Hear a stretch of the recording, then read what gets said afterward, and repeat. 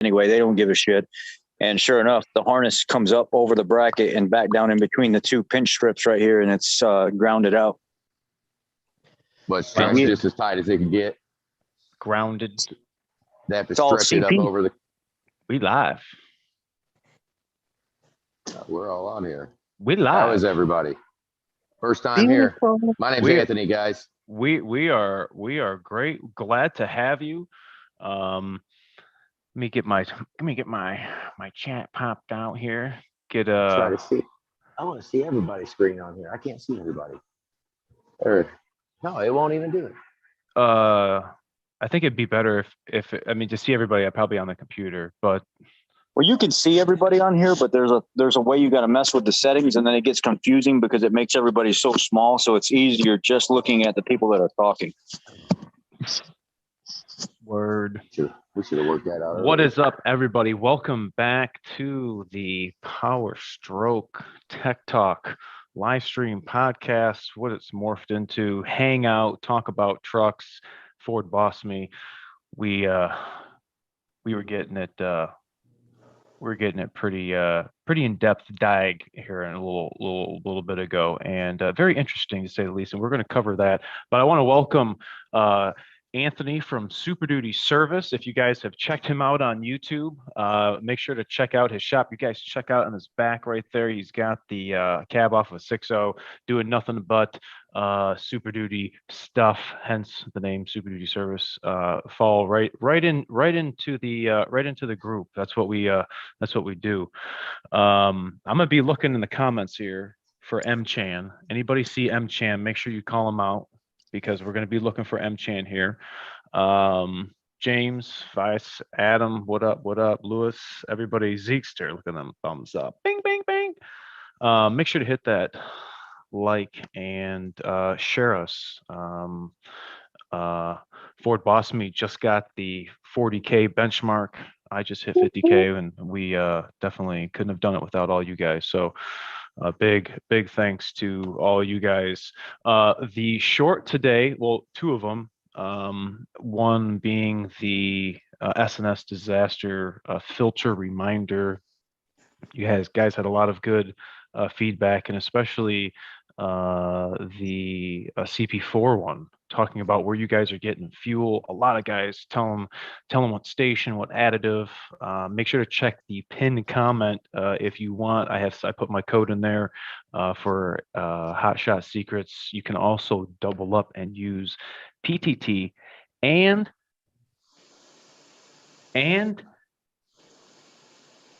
DS Trucks. He's sleeping right now. Somebody come alive.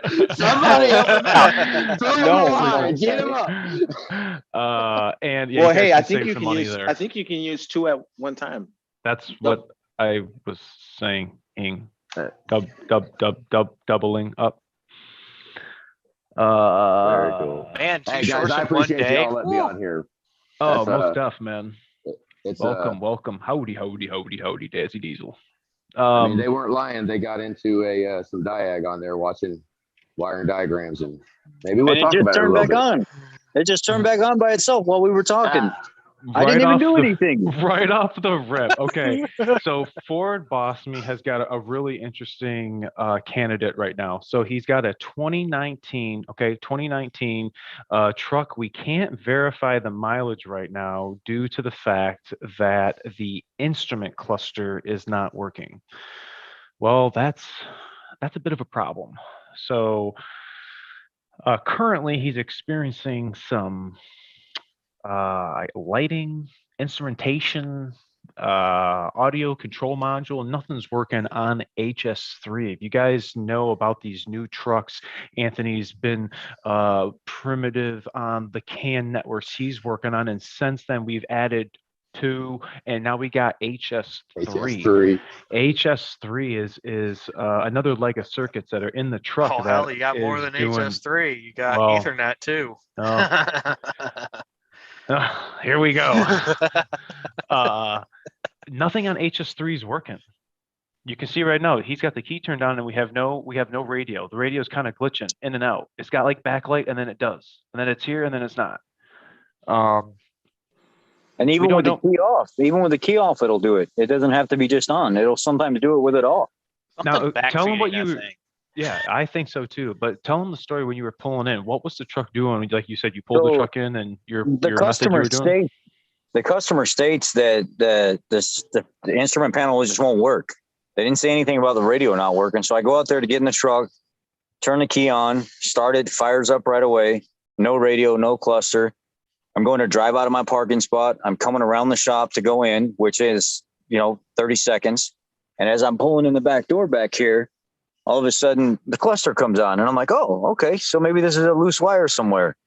And then the radio starts to boot up. And as I get closer to my stall, which is 100 feet or so, 150 feet, I go to pull in my stall and I stop, and then it starts to power down, and then it goes back up, and it starts to power down, and then it goes back up, and it starts to power down and it goes back up.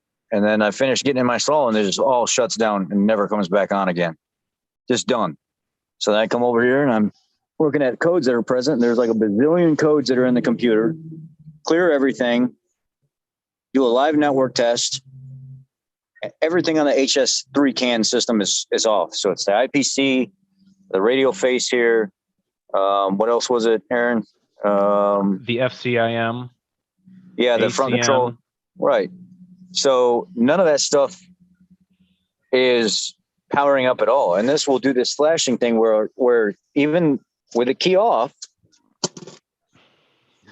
10 minutes from now, the lights will turn back on by themselves. And then there it is. The key's off. It just lit up a little bit, and now it'll go back dead, and then it'll try to light back up, and then it'll go back down again.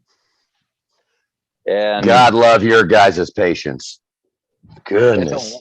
It's a wiring nightmare. And then when you go to walk around and you look and see some of the stuff that these guys have done, me and Aaron were looking earlier, and the factory harness, they don't use it anymore, right? So they left these two wide open that go up to the cab, and they were full of salt and corrosion. So I take some warm soapy water and clean it out, because warm soapy water melts all that salt and stuff out of there. And then I blow it all out. And then I look up here at this factory connector that's in the harness, and it was full of corrosion and salt. And I'm like, what the hell are these guys doing? And then I come over here and I'm looking to see what's going on here. And then here's all kinds of weather pack connectors with corrosion and stuff in it. And wires that are disconnected up here. And I don't know where any of this shit goes. This light doesn't work.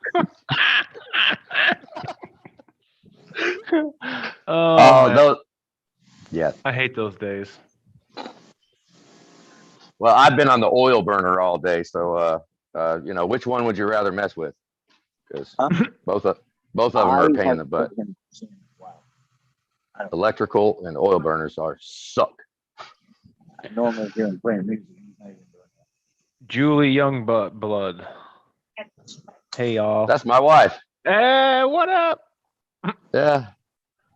Look at that. I like walking. I like seeing Ford Rich. I like seeing you walking around looking at that, seeing all your shops, seeing how you're set up. Well, we're not a huge shop. Aaron's got a much larger facility than we do, but this is where the lube techs are down here. The transmission guy has his stalls over here.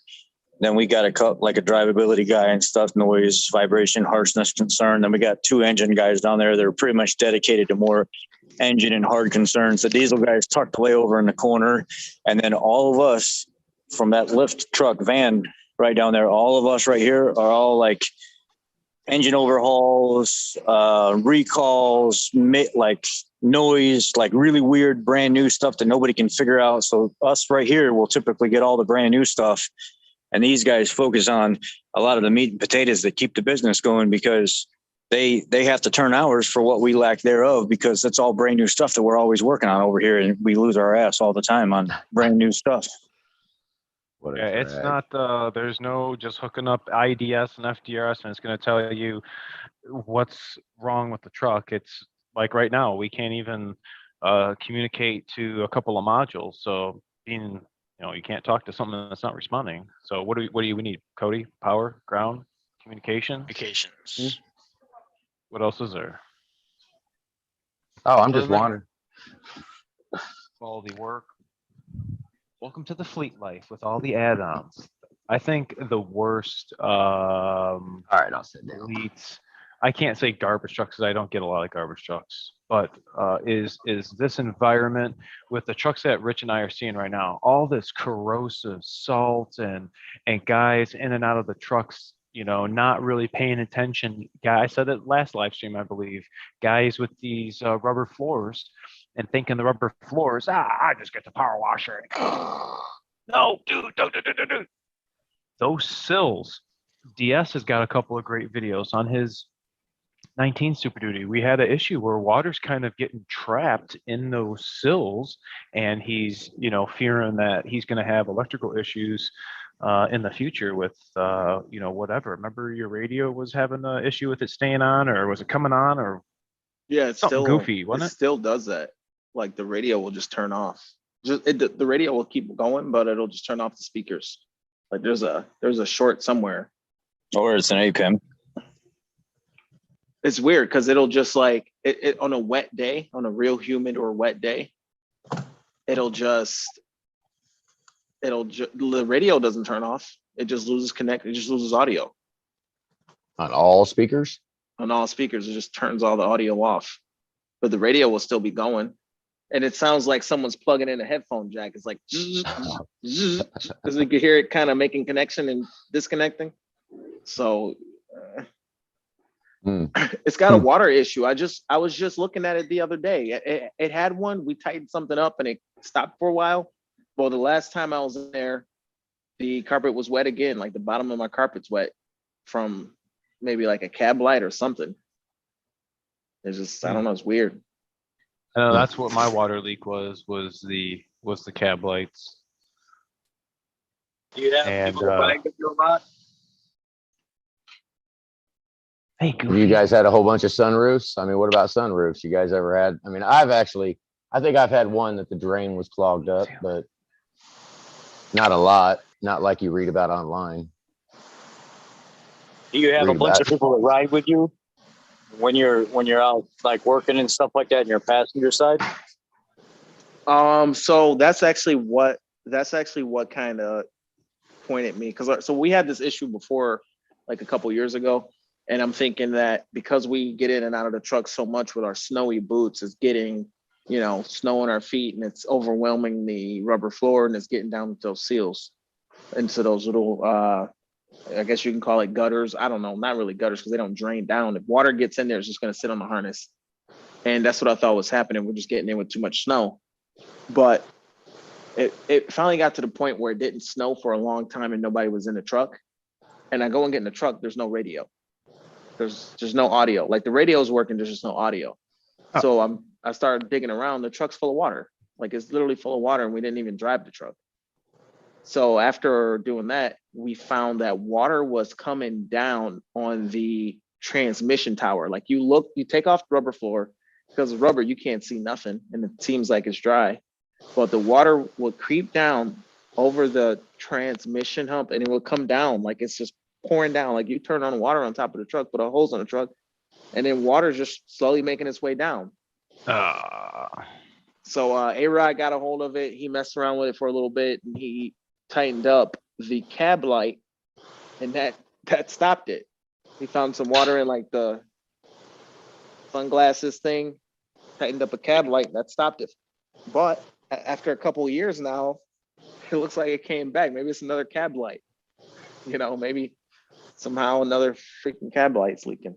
So I've had a couple of Super Duty guys come in where they're working and they got a crew running with them, and people aren't careful, and they'll get in the truck and they'll push up against the HVAC box on the bottom. And I didn't see it at first. I did the update on the drain and checked the drain channels and stuff in the A-pillar and checked the lights and everything. I'm like, man, what the hell is going on here? How come hold on 1 second. What drain panel what drain in the A-pillar?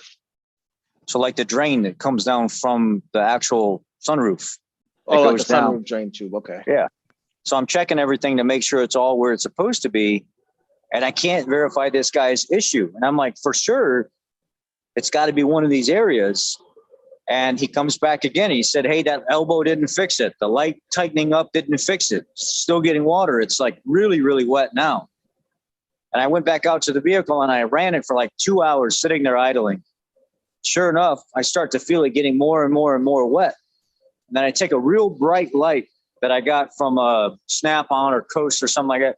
And I set it on the floor, and as it's running, I finally catch a drip of water going along that little felt panel that's underneath the Super Duty side, and it kind of dresses everything up. And the water runs forward, and it falls down towards the carpet.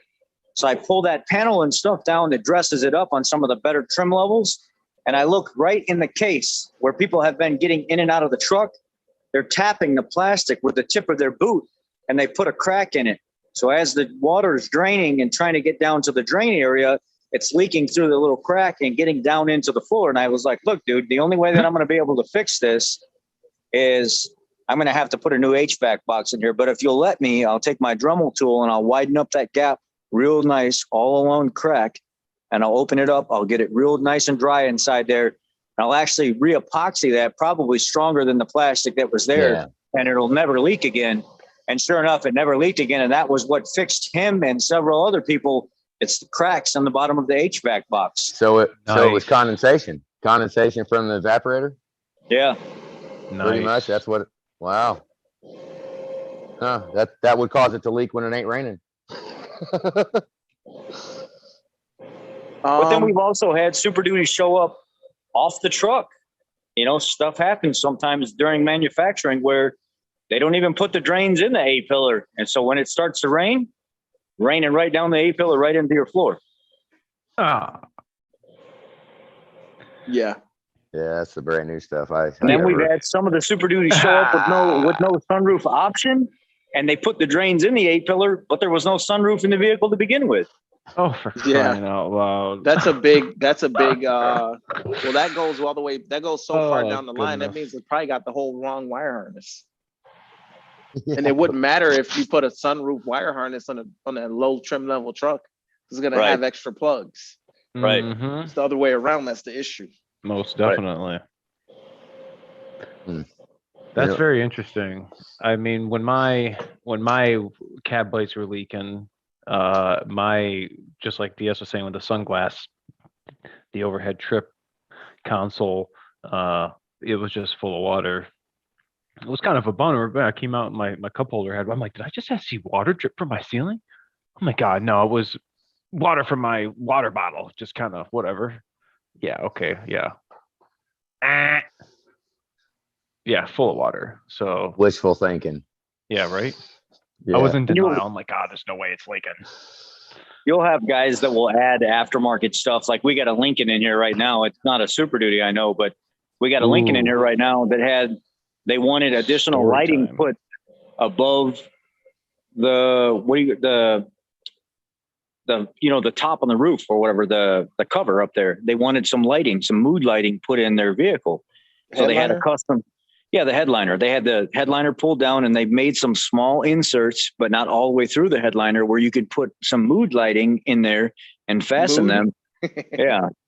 So you get some extra lighting that's not there. But when they did that and refastened everything back up, they added some of their own screws. And what do? They put it right through channels and areas where there's drains and stuff like that aren't supposed to be. And it leaks all across the headliner, and it gets in areas that it's not supposed to be. And now this gentleman's chasing electrical concerns because water has gotten all over the vehicle and stained the roof. And now he doesn't even know where to go with it because there's so many different electrical concerns. Yeah, that's not cool. Yeah. Rich was saying Lincoln, and that I had a very interesting I guess request. Reelan, that is correct. So a neighbor gave me her 20 Lincoln Corsair, and she said it smells really bad in it. Now this is an older gal, clean vehicle, garage kept, and I verified the customer's concern. It is foul. Foul. You get in? No, Reelan, I'm not saying that. It is death. Something is dead. All right, so I'm looking for what's something that we're going to be looking for? Evidence of poo-poo, be looking for garbage, looking for bits of food, hood insulation. I don't see nothing. It doesn't smell underneath the hood. It doesn't smell underneath the vehicle. It doesn't smell on the wheel wells. As soon as you get in that vehicle, I mean, it's got nice leather. See, I've never been in one of these things. Not bad.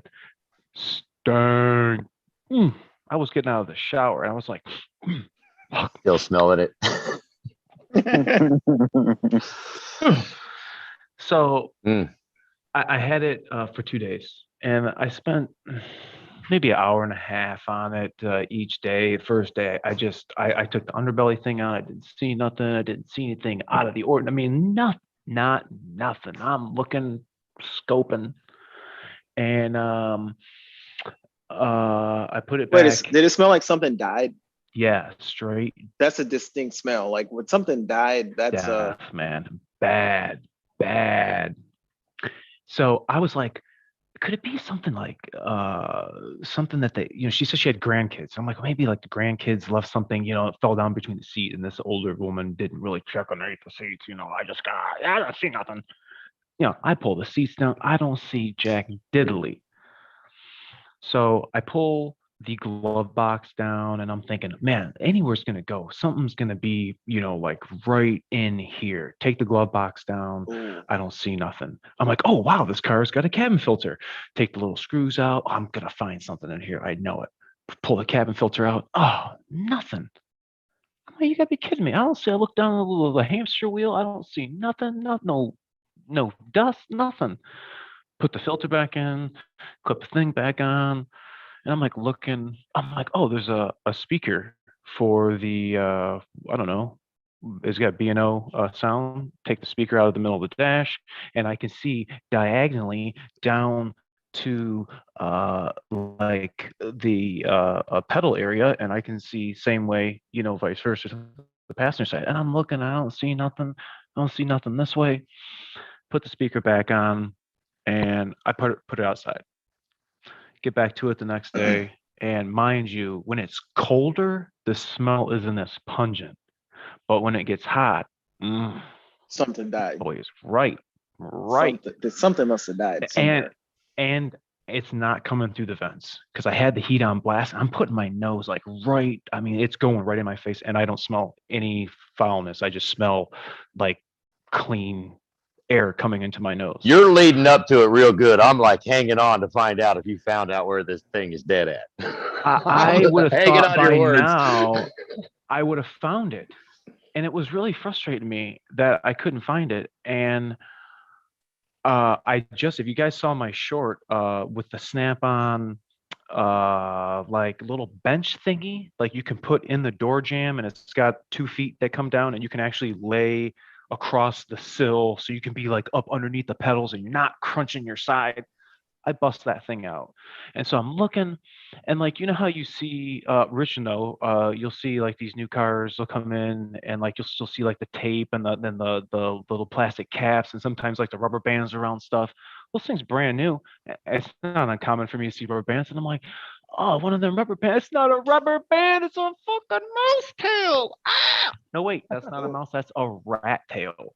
I don't know where this rat got into this woman's car. Oh.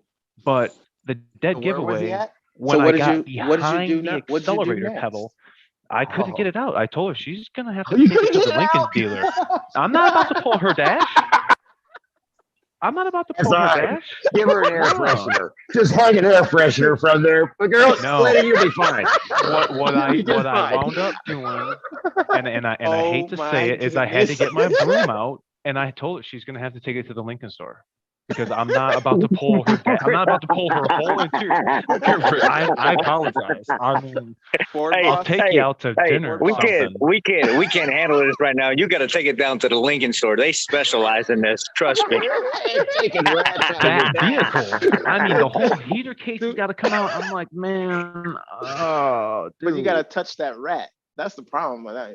No, I told her that if I were to touch the rat, how he must have been like holding something. It looks like a bunch of installations underneath him. You So I didn't don't know try if to he was grab him? trying. If I grab him, I'm taking him out in pieces, and I am not about to take a rat out in pieces But when you're in telling the this woman's story, car. I'm thinking like, dude, when you find this body, what are you gonna do? Like, are you gonna? No, I'm not. I looked at the tail, man, and I'm like, You got to call the coroner. Hey, we're done. You got to call the Ford coroner. boss. We're done. Poor boss. Yeah. What come do and you get do? him. Come and get him. The same thing happens to you. You find this mouse tail. What do? You get the mouse, or you? I'm taking it out. I'm sorry, man. I'm kind of like, I'm a hillbilly. I'm grabbing it and taking it I out. No, it know was what? so weird. It was like in the middle of the firewall, in the middle of the dash, and mean, was like, you couldn't reach this thing down in there. no way. That's right. What are you talking about? Hey, man, you know what? That's why we got these right here, baby. That's why we got these right here. Oh, that'll be, yeah. You know what? That's a Crying customer for out life. loud. That's a customer for life. You go in there and get that rat out of Precision there. Instruments. Freaking rat. Yeah, but if you get it out, do you give them their old parts? You know, give them all their old parts. See, I do that stuff here. I give them all old.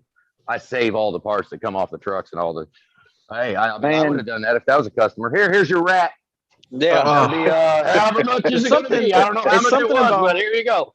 There's something about a dead rat though that's just you know what I mean? Like I don't know, when I'm cutting lawns and there's like a dead squirrel or a dead bird, it freaks me out a little bit. I'm like, I don't want to touch that. But you know what? Oh, one guy says it's milk. You know, that's what I thought too. I'm looking everywhere. Like, man. I'll pick it up though, like, but I can pick it up with a shovel. Like I can get a shovel and a broom or something, or shovel or whatever, a rake, and I don't have to touch it. But people really appreciate that. Like, oh, you got that dead rat up for me in the yard. I know it was there. Like a dead pigeon was in the yard, a giant pigeon. I was like, nah, bro, we got to get that. He was like, what? My worker. He's like, what? I'm like, they're going to appreciate it. Hey, do y'all have that one guy, the one guy that works with you that you just have to stand back sometimes and look at him and say, what the hell is he thinking right now? What in the hell is going through his mind right now? I'm standing down here. I'm standing down here and I'm finishing up a short block rebuild on an Escape, right? I'm pretty pumped because before time and everything else, everybody left me alone. And I hear all this commotion down here at the other end of the shop over here where the lube techs work, right? And I'm thinking, what the hell is going on down here? So I come around the vehicle here and I'm looking over here. And this man, this young man has pulled a damn cat from out front of the vehicle that was all twisted up in the crank pulley and stuff, and the people didn't even know it was there. And he's like, hey man, look at this, look at this, look at this. He's shaking it like he's a witch, like he's some kind of witchcraft lady or something like that. Man, get you some of this. And I'm like, what the hell are you doing, man? I know who I'm calling when I get the rats and mice and mouses and everything else. I've had to pull a couple cats out of the radiator and the fans. That's no fun. Oof. We had a guy down when I was working in Louisiana down at the dealer down there. He got a fleet of Super Duties, and it was his own personal Super Duty. And this is 2016. And he says, man, I don't know what's going on. I went to go start out my truck the other morning, and all I heard was boom, bang, bing, bang, boom. And all of a sudden, fluids all over the place underneath the truck. And I don't know. And now a day later, it smells like death, and I don't know what's going on. And he tows it into the damn dealer, right? And he says, we want you to go through and inspect and try to figure out what all this is and where all this fluid's coming from. So I get my light. Nasty. And I'm looking down over the top of the radiator in these 6.7. I looked down in there, and it had two cats that had crawled up to go to sleep in the fan shroud. And when he fired that thing up and those fans and everything kicked on and on that initial startup, it threw those suckers all over the place. Busted the radiator, busted the condenser, busted the fan shroud, threw the belt, messed up the damn water pump and all this other stuff. He had like $5,000 worth of damage to the insurance company, and that thing sat in the spare stall in the back of the dealership for 2 weeks before everything got approved, with all the remnants of the guts and all that stuff. And we could smell it resonating through the shop in that 110 degree heat, humidity and everything. And it smelled like death for 2 weeks before we could get in there and power wash all that and get the approvals for everything. It was nasty. Bro, man. But that's why I tell everybody I have a very popular video where I teach people. I say, look, this is what I do when I go out to my vehicle in the morning. You don't have to follow me, especially those of you that live in rural areas and stuff like that, where animals don't have a lot of access to food and they're trying to go search and stuff like that. You know, in the city, they can get any garbage can they want, call up and go to sleep and everything else. But when they're kind of out and food is more scarce, they're going to try to find warm places to stay. They're going to get in your vehicles and stuff like that. Go out and make some noise. Lock and unlock the doors, honk the horn or something like that a bunch of times. Try to get them to run out and get away from there and stuff like that. Because when you go out and fire up that vehicle, I'll tell that story about that Super Duty. And it cost this, you know, it could have cost this man $5,000 if he didn't have insurance that would have covered it. Making some noise before you start the vehicle and stuff like that, instead of just running out there and trying to fire it up right away, or before you start your remote start, hit the horn, let it go off a little bit, piss your neighbors off. It don't matter. It could be your cat. It's a good idea. Knock on the hood, something like that. Anything. Yeah. Yeah. I go around, make noise in the morning. See, hell, it's cold, man. It's -8 or -6 degrees the other day. And I get out and I'm walking around. I say, damn, I want to do this shit right. Fuck, man. I'm walking around the car. I'm like tapping on the car and stuff like that. Honk the horn a few times. I say, all right, sucker, you know, by all means, if you're in there, you're done. So I'm fixing to send it. I've never fired one up with an animal inside of it, but when I was a kid, I saw it happen, but I've never been one that did it. I can imagine that big old mess. 2 cats in there bouncing around. Yeah. Did a lot of damage. Oof. A lot of, yeah. And then we had back when I was a teenager, like 18, 19 years old, I'd working for Jiffy Lube for a little bit. I became a supervisor, and we had a gentleman come in. He's all worried, and he says, man, my son took the car to prom last night, and my son's a little wild, man. He's one of those kids where it's like, if he can do it, he's going to try to do it, even if he knows he's going to get in trouble. So he said he took the car and something don't feel right. Feels like it's vibrating a little bit while I'm driving it. And I know him, he probably hot rodded the hell out of it, everything else. And I smell something funky. Well, up here in Illinois, in Michigan, we got geese all over the place. Well, he decided he's seen a flock of geese crossing the road and he didn't want to slow down with his prom date. He decided to heave ho and take out as many as he could. And it was nothing but geese from front of the vehicle all the way to the back, guts and stuff wrapped all over the place. Oh, buddy, Gross. you got to take that somewhere else and get it taken care of. You ain't getting your oil changed today. Go somewhere else. I did that once with me and Julie did with a porcupine. We got over a porcupine in a freaking vehicle, and I swear them prills, they were stuck all in the trailer tires, all in the truck tires. Then nothing went flat, but it was pretty messy. It was pretty messy. I couldn't believe they stuck in there. You remember those old Cutlass Sierras, the old Oldsmobile Cutlass Sierras, drove real good, you know, comfortable cars, man. Yeah, 4-door. That was my first actual legit nice car that I had. My dad took me out and he said, I'm going to buy you a car, but I'm not going to buy you no race car or anything. I'm going to buy you something I know is going to last. So we go out, he swipes his car just right off the used car lot, Oldsmobile Cutlass Sierra. 2 weeks after driving it, I'm cruising down the road, heading to my job and stuff, kind of out in the country, southern part of Illinois, a little bit more. And I hit this like 30-pound raccoon. That thing flew up, hit the motor, knocked the harmonic balancer, went out, hit the gas tank and stuff in the back. And then I'm like, man, I feel bad now. Should I turn around and see if he's okay? Well, hell, he's not okay. I was a kid. I just wanted to see what the hell happened. So I turn around, I go back, and I see this grandpa raccoon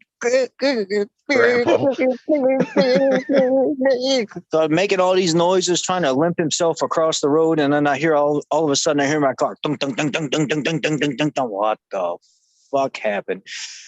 The animal came up and hit the harmonic balancer. And you know how them harmonic balancers have that rubber ring in between them that holds everything together? It hit it so hard that it had pushed that rubber. It had snapped the rubber or dislocated the rubber from the outer part of the harmonic balancer. It was sitting there metal on metal, banging back and forth as the motor was turning over. So these animals, they can do a lot of damage to your vehicles. Yeah. People need to be careful. I'm going to answer a question for Gone Fishing. Thank you so much. Appreciate you, buddy. He's got a good question. What's the best way to keep mice out of your engine bay? So there's 2 things that I have recommended to my customers. One, more because it's electronic. The other one, excuse me, is kind of, oh, here we go. Okay. Oh, I got the same forward side right there, Duddy. Yeah, that's what's up. is people have gotten pop bottles and put mothballs in them, drilled like 1/4-inch holes in the pop bottle, and stuck that pop bottle somewhere in the engine compartment away. Then that'd be smelly. The other thing, if you guys go on Amazon and check out, if you put like rodent, what would you put? Rodent box or rodent deterrent or something, they actually have a little electronic thing that attaches to your battery and emits a high pitched frequency noise. And it's got some bright flashing lights on it if it detects movement. And you might have luck, installing one of those on your batteries and put it down by the battery junction box or something. But mothballs are the other electronic way. I think they came in like a 2-pack if the one you see on Amazon, what I'm talking about. But that's pretty much what I have for you on that, unless somebody else says dryer sheets on the hood installation. Best way. I like that Irish Oh, Spring okay. idea. I've never Dude, heard Irish of that. Spring, that smelled great. That'll take Irish care of a Spring. mouse. What's that? Really? That'll take care of a mouse right there. Oh, look at the kitty Yep. cat. Meow. That'll do What it. we do is around the house, because we park the vehicles around the house. We went on Amazon and got a bottle of concentrated peppermint spray, but Ooh. not diluted. It's concentrated. It's like industrial strength. I think you pay like $27 a bottle for it. And we spray the peppermint spray along the driveway and all along the edge of the driveway and along the house and stuff. And it keeps the mice away from that area. So from what we found so far, we've had no rodents or anything coming around the house where we park the cars, but we do that like Interesting. twice a week or something like that during the summer. In the wintertime, I don't really worry about it because we don't see them. We got animals all over the place. But in the summertime, we spray it all along the driveway and the side of the house. Yeah, speaking of that, guys, we actually got a whole bunch of stuff that we've been changing lately. I don't know how many people actually watch the stuff that we do, but we just sold our house, like kind of like riding the inflation wave. Maybe that's what I've been calling it, and turned into be a pretty well gig. Those of you that don't know, we have a machine shop back in the back, and by me selling this house, we bought all that equipment back in the back and then decided we wanted to take on a remodel house, while we were working here doing this. So we bought this house and now we can sell it and pay off the entire machine shop. So Nice. I figured that's I a would- perfect that- background right there. That's Well, what's I was flicking through your channel and it looked like you were doing a ton of engine work. Like I saw a lot of engines tore down, pistons out, tightening up, connecting rods. And yeah, a lot of the electrical, the CAN bus and all the HS CAN, and I don't mess with a lot of that stuff. I don't get into it very much. I mean, I threatened customers that it's $275 an hour for electric. so are you doing a lot of 6.0 or 6 or most, is it even between 6.0, 6.7? Actually right now I'm on 6.4 hiatus. So that's fine. So yeah, I mean, I'm doing a 6.7 right now, but we do a lot. I mean, I'm pretty much coming on a 9-month spurt of getting the crap beat out of me by 6.4s. Yeah. Pretty much what's been happening. Now I know where to take What's my up with the 7.3 6.7? stuff. Yeah, I got a 7.3 guy. He's about 4 miles away. I don't really do much of them here. I really don't. I should though, huh? What's wrong with the 6.7? Oh, well. I thought about go ahead and busting a move on it and pulling the head off of it. It's got a glow plug. It's an 11. Oh, okay. So it's gone. So cylinder 3's trash. So I was gonna. I mean, I guess I could set this down and start banging it and take the head off, show you guys what's wrong. I guess we could. I mean, you guys all seen all that crap. What the hell? Oh, look at that. Oh, dang. He got it all set up, ready to go. Ah, look at him. This is the one that had I was telling Aaron, Let's this put is it the one. CCV? This is the one where the CCV went bad and they just kept driving it, even with it making all that like turbine sound from inside the motor. And there's all kinds of stuff messed up with the old motor. So they ended up getting it covered under warranty because of that CCV, because they ran it 10 quarts low on oil and new motor and everything going in because of that. I like that cherry picker. Big boy. Yeah, So look at that Super big Duty beefy son of a gun. Super Duty Jeez. service, would you rebuild that engine or would you just like they looks like maybe they have a Ford engine? Yeah, well, I don't. I I wouldn't think I'm want gonna to buy touch that 6.7 stuff, but I just put I short think- block in it or whatever. I mean, with the cost efficiency of buying a long block and how you don't, I Yeah. mean, front cover, rear cover, oil pan, all the updates, it's got the bigger wristbands, all the stuff's done. I mean, you know, I actually, the other thing I considered if a customer wants, I spent 3.5 weeks waiting on rod bearings, 3.5 freaking weeks. So Damn. the last time I did that, I was like, you know, it's going to take a special customer to go ahead and go through another 6.7 and do everything that we do to a 6.7. I mean, it just, because either buy new covers, because we like to clean everything up, polish it all up, make it all look good.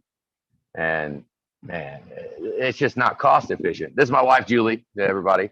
What's up, Julie? But you know, I think connecting rods are $35 a piece. Okay, I mean, to recon a set of connecting rods is going to cost you over double that. You know, so why would we even consider doing a recon?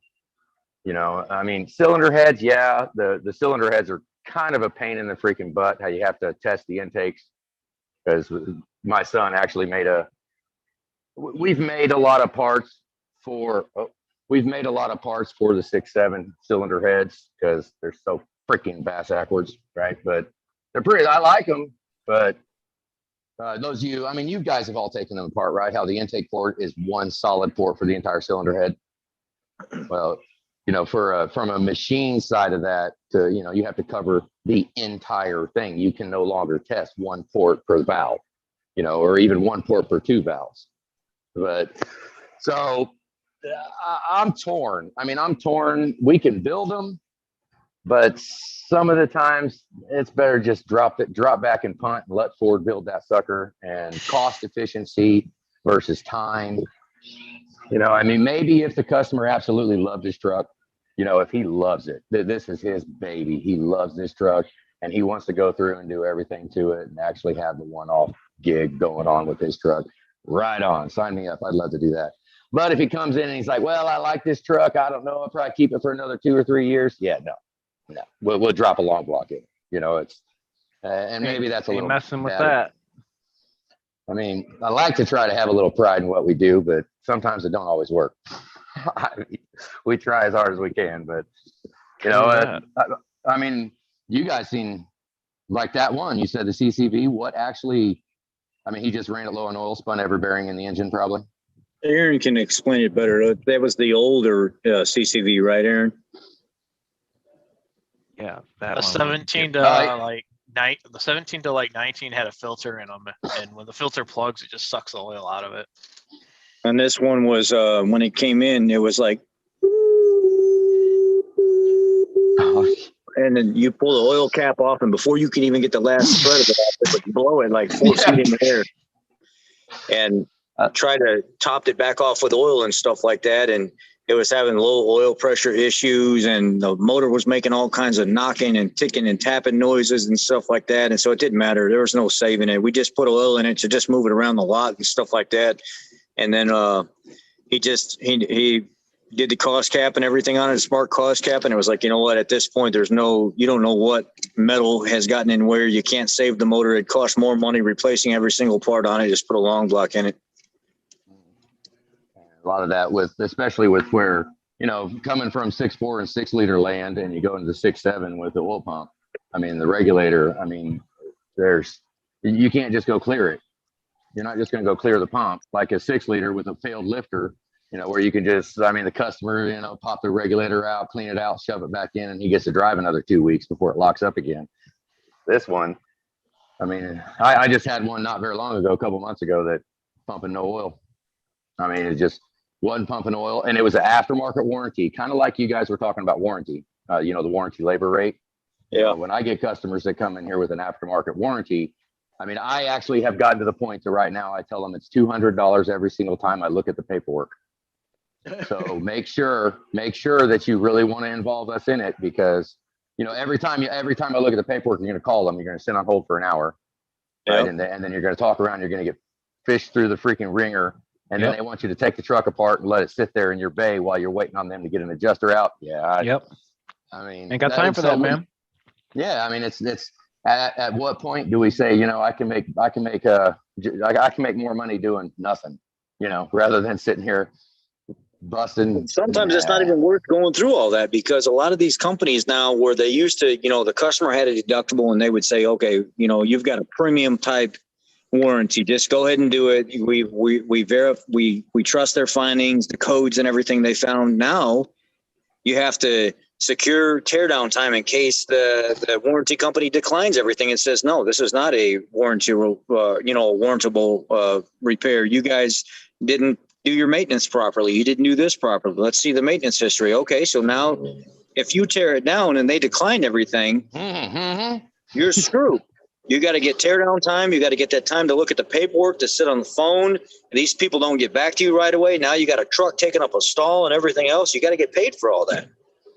Oh, for sure. And, they don't, I've actually been telling some lately that, when people come around, they which we love it when they come around, but when we have to clock out, basically, and I'm kind of getting off a little bit because I should just apologize for some of the crap that I might say, because I sometimes I might get a little off a little bit. But when they come in and, hey, will you come out and look at this for a minute?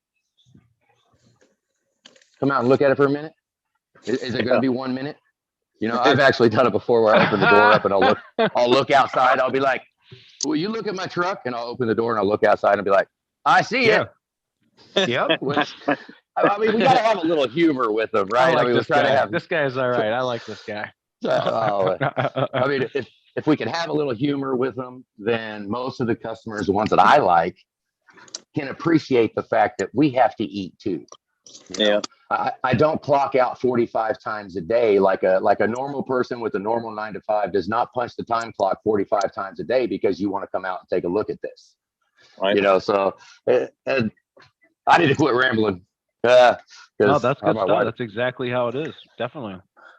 And it's tough I just don't want to, upset any potential customers, because the ones that we actually have, we pretty much lock them in, and God, they turn into family. Yep. And like Rich, I see all those vehicles in the bay, and I'm like, man, look at that. That's a whole lot of problems, right? It's like, yeah, but you know what? Like you're saying, building those relationships with those people and getting them to come back. And then even in the dealership environment, that's our main focus, mainly when we do a lot of the stuff that we do here, me and Aaron and Cody and DS and you and everybody else, when we talk about is we want those reoccurring customers. We want that loyalty base. We want the relationship with them so they come back. But there also is some level of, I have to be honest with you. If I take time away from what I'm doing right now that I'm already making money on to come out there and look at yours, and we know it's not going to be a minute. We know I'm going to be out there 20, 30, 45 minutes before I can get back on my job.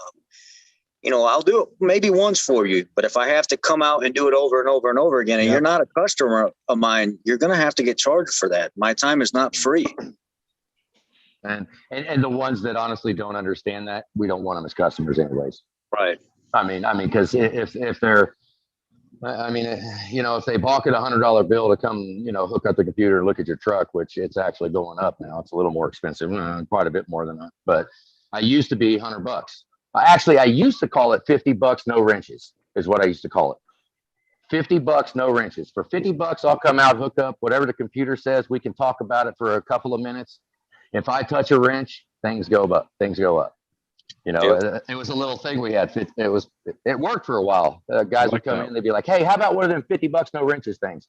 Like, and I mean, for 20 minutes, 20, 30 minutes, you can BS with them. I mean, that's good Pointing shop in the rate. right direction.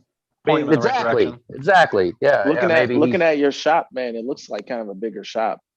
I mean, man, I have busted. Me and my wife busted our butt for this shop. That's pretty sweet.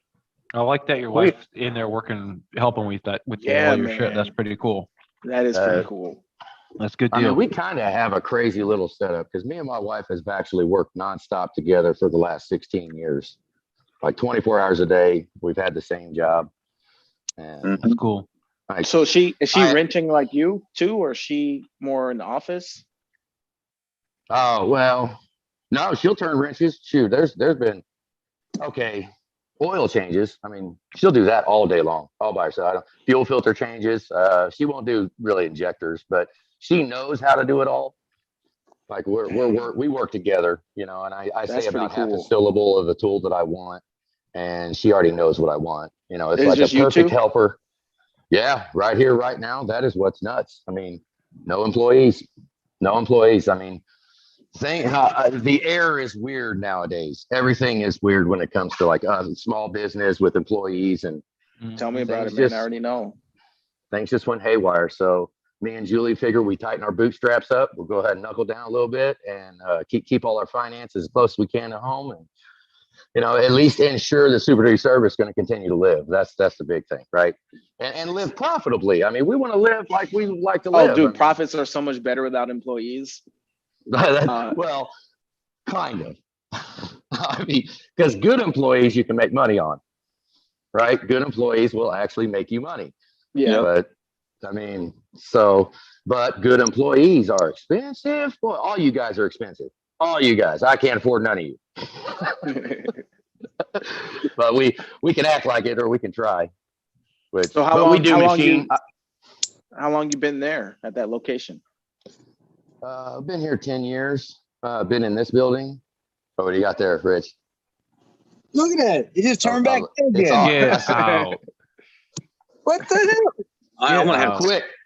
Release it to the customer, quick. Water, man. It's that water. I'm gonna have That's to. It's sad. that salt water. It's that big salt dog on the bed of that thing. I think what I'm gonna have to do is ocean. I'm just gonna have to be honest with them tomorrow and say, look, man, I've been tearing into this thing for hours, and you got so much stuff going on here and so much wonky stuff that people's installed on this. I'm gonna have to start going back through everything from front to back. It's gonna have to be going through. I mean, would you mess around with returning it all the way to stock? Like I just de-snowplowed a truck last month. De-snowplowed, took everything the heck off of it, took the bracket off, all the wiring, took everything off, got rid of. I call it de-snowplowing. We've done quite a few of them, man. But yeah, I could see that. Get that module out of there. Get that wiring out of there. I mean, worst case, just to start diag. Well, that's, you know, it's what I'm at right now is I've got a fuse box up front. That's obviously got corrosion and stuff built up, starting to build up in it right now. I've got an IPC that's offline. I've got an audio control module that's offline. I can go from the BCM to my HS CAN connectors or at the gateway module back to the BCM, and everything tests fine there. It's when everything's plugged in that's the problem. So I'm going to have to start with at least an audio control module, an IPC, and a fuse box, and then re-go over their wires and stuff that they have in everywhere before I can even go further. I wish we knew how many miles were on this thing. Doesn't don't it say have a when you lot. connect? They don't know. No. No. Well, How old do the pedals look? Did you look at The Mode brake 9? pedal. I got Rich, I got an idea. Because you had all that stuff disconnected. If you go back and disconnect the instrument cluster, disconnect the FCIM, disconnect the ACM, then disconnect the battery. Just disconnect the negative. Then I want you to go to pin. let me connect back to the vehicle first. I'm not even connected anymore. I was cleaning up. You don't need to be connected. You don't need to be connected. Disconnect those modules and the battery, and then get your meter and go to the DLC. I go to pins 15 and 16. Yeah. We'll wait here. You guys can continue. I've already, let me flip this around so any people that are interested can see some of what I'm doing. And while you guys are talking, Most definitely. Yeah, all those. I mean, what do you do? I mean, to condemn a faulty component in that, you know, like instrument cluster. I mean, how are you going to condemn that? You're going to put another one in it? You test everything else that you can, because you can't test the module. Yeah, test everything else, and then when all that fails, if the circuits appear to be good, and wow, It seemed next level what you just said, like on Star Trek or something, like disconnect the IPC and so I'm like, what? Like this is something Cody and we see all the time. It's like, you know, we got to stop, ask ourselves a question. Okay, what do we need what does this module need? We need power, ground, and it has to talk. And when it talks, it's got to have the plus and the minus CAN circuits. So we are going to have Rich check to see if those are shorted together. They should not be shorted together. And if they are disconnected at the module, 3 modules on HS3, those are disconnected. So internally, microprocessorly, they're not going to be connected. Those HS CAN circuits at the DLC should read OL. Isn't this the digital audio box or something like that, Aaron? Isn't because this one has a lot of crap on the back of it and rust on the bottom of it. This one's that's really the ACM. Right. So what is one of them is called the digital audio something. So here's our little display screen right here. Mm-hmm. And then we have what looks like an APIM. Mm-hmm. There's a connector on that. Am I disconnecting that too? No, that would be, does this have like a rear camera? That would be like the IPMB. So leave it alone. Yeah, that's fine. Just You want me to disconnect the What- silver that- box underneath that. Okay, yeah. So let me show you what this box looks like. At first glance, this is what I thought my problem was because of how nasty this thing looks. It's all nasty. Oh, wow. Holy crap. Hey, your radio's leaking. Yeah. There's a lot of salt in this truck all the time because this company's huge. The company that owns this truck is actually like 3 different companies. I think they're all owned by one, but they all have different names. Okay. So this is disconnected. The front control interface is disconnected. The IPC is disconnected. Okay, disconnect the negative. Our screen is still flashing here. Is there a connector on the back of that? Yeah, this is it'll intermittently there and then it'll go away. Both What year is disconnect this it. towed again? 19. 19. 250. So you want me to 8? disconnect this too? Luster Yeah. still connected? Might as well. It's blinking.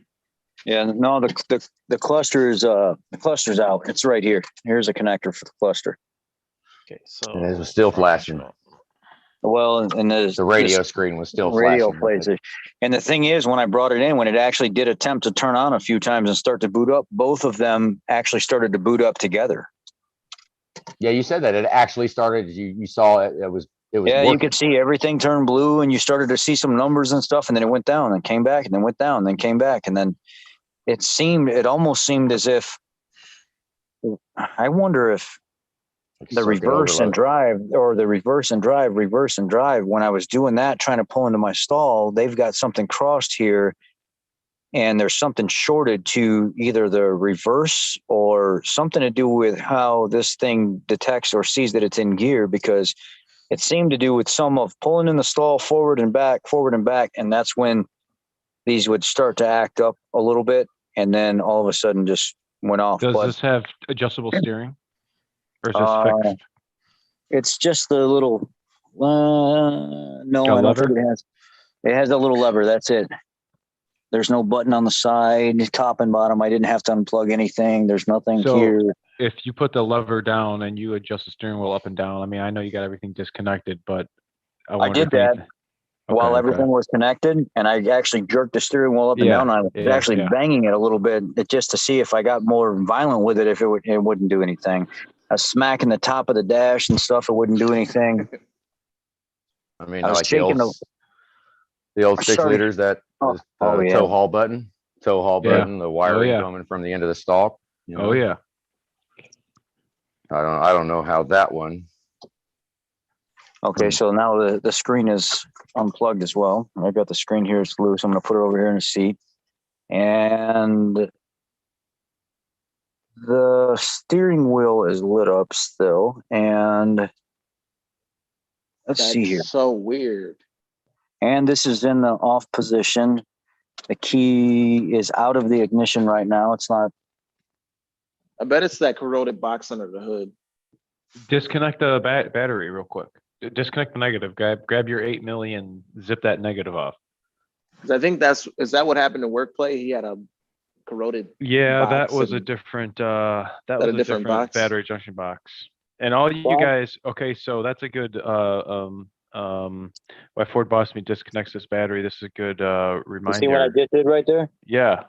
With the key off, and all those modules plugged in, or with all the modules unplugged and the key off, the lights attempted to stay in the on position. The 4-wheel drive was still lit up. The steering wheel was still lit up, and the switch was still lit up. But when I turned it to auto and then back to off again, it reset everything and turned everything off.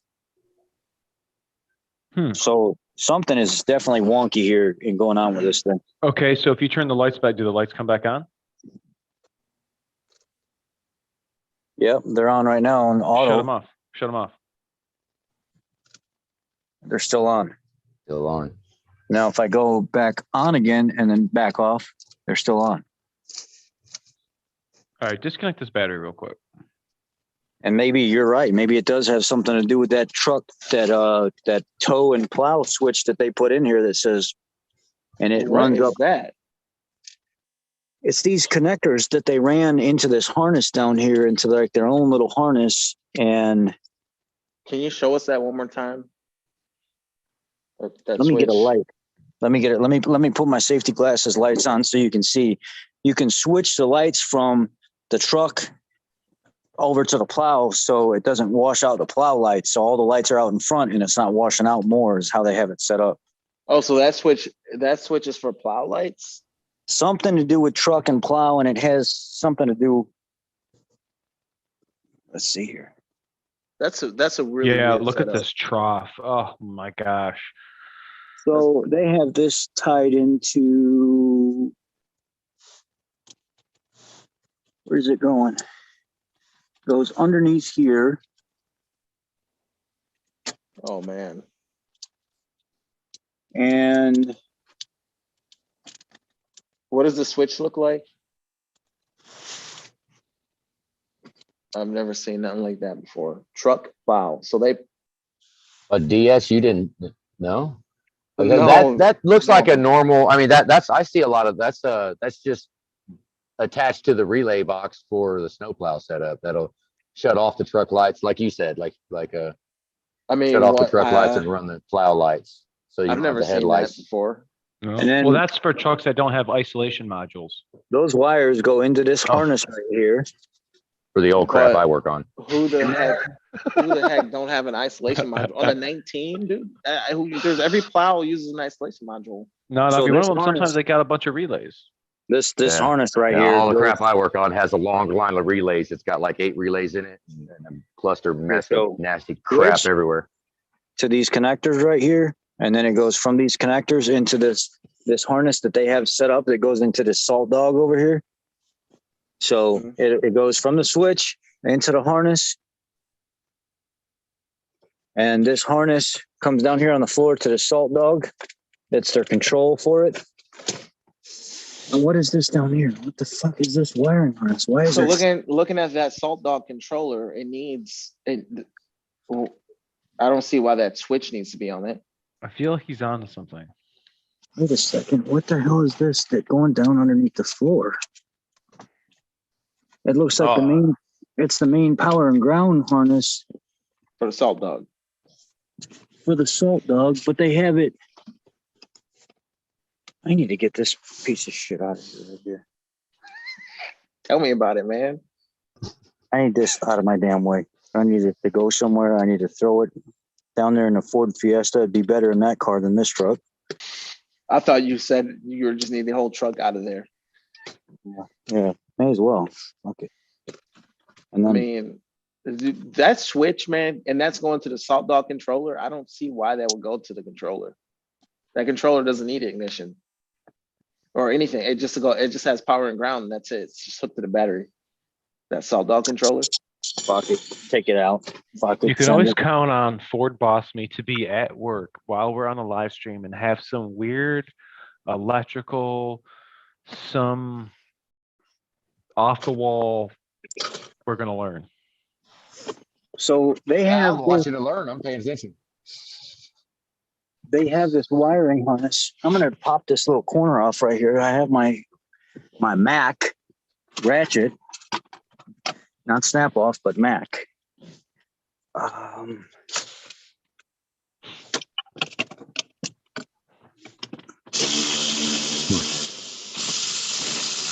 What? What is going on here, man? Boy, all We just- all those corroded connectors. Jeez. Oh, for crying out loud. We just put a salt dog in and we didn't do it like that. Okay, so the power harness, why in the hell didn't they just run it next to the other one instead of making it this complicated? Then they ran it, and then they broke the damn connectors. They go to the front of the thing right here. Oh What yeah, else those did they break. do? Those break pretty easily. And then it goes down underneath the trailer module. And they both run through the firewall right here. Oh, they have the grommet pushed out. I wonder if that could short. There's Yeah, no it grommet. can. It's just it could. It It could be a can. big It fire can. hazard if they didn't fuse it. That could cause some major issues because they don't have anything protecting it down here. And then it goes, Or if they even fused it. So it's coming through the firewall there. so one side goes down to the salt spreader. Well, they just pushed the grommet aside and just ran the damn harness right against the metal. Oh my goodness. Is it at least does it at least have the plastic over the wire? Like the Yeah, it plastic, does. Yeah, they okay. got that part. Okay, so one side goes back to the spreader, and then the other side runs across the firewall right here. And it goes all the way over here. And that truck has a single battery, it looks like. wow, this is laying on top of the valve cover. That's nice. Real my good. goodness. Hooked to the battery. That's it. I mean, doesn't look like they have anything spliced into it. It doesn't look like they're tapping into it, anything other than just straight from the battery. What the fuck is this? So when you hit that switch, that There's probably all them turns off the relays. headlights, and if they had a plow hooked up, you'd hit that switch and the plow headlights turn on instead of those. So that probably interrupts the headlights somehow, that switch. On a lot of the ones that we see, all of the plugs are burnt too. All of them. Every time you put those aftermarket plugs on, and they have a little jumper that you plug in the factory headlight to, and then it gives you another one to plug into the headlight itself, and it's all part of the snowplow setup. And they burn all of It it. burns up the relays and stuff. Well, it'll burn up the plug, the actual plug. Like they never connect right. You know, like the OE plugs versus some cheap Chinese crap, whatever they put on it. They don't make good connection, and it arcs, melts the heck out of crap. Normally it's lights. It's just headlights. I've never had a snowplow issue do this much crap with instrument cluster and stuff like that. So I'm out. Then there's this wire here that runs into a fuse that they have in no grommet sitting on top of the plastic shielding, pushed right into the metal, one single wire by itself. Dude, to me, it looks like what they would have to do is sad to say, but they need to remove a lot of that stuff for it to be in a dealer. A lot of that should have to be somewhat close to being back to stock for it to even be serviceable. Like that kind of stuff, that's a hazard, man. It's a major hazard right there. Yeah, DS, you have a plow on your truck right now, right? I mean, you're running a plow on yours. Yes. Yeah, and you don't have A-Rod. You put that in, and you don't have that long string of relays. He's got an Right. isolation module. So the Yeah. isolation module has relays too. But see, so the It's like a isolation little computer module, board. the isolation module has the modules in it, and then they control a set of relays for the headlights. So Are they're they still like Rich, you see right there on the driver fender well, just a little closer to the headlight. There's all those relays lined up. Yep, I see them all.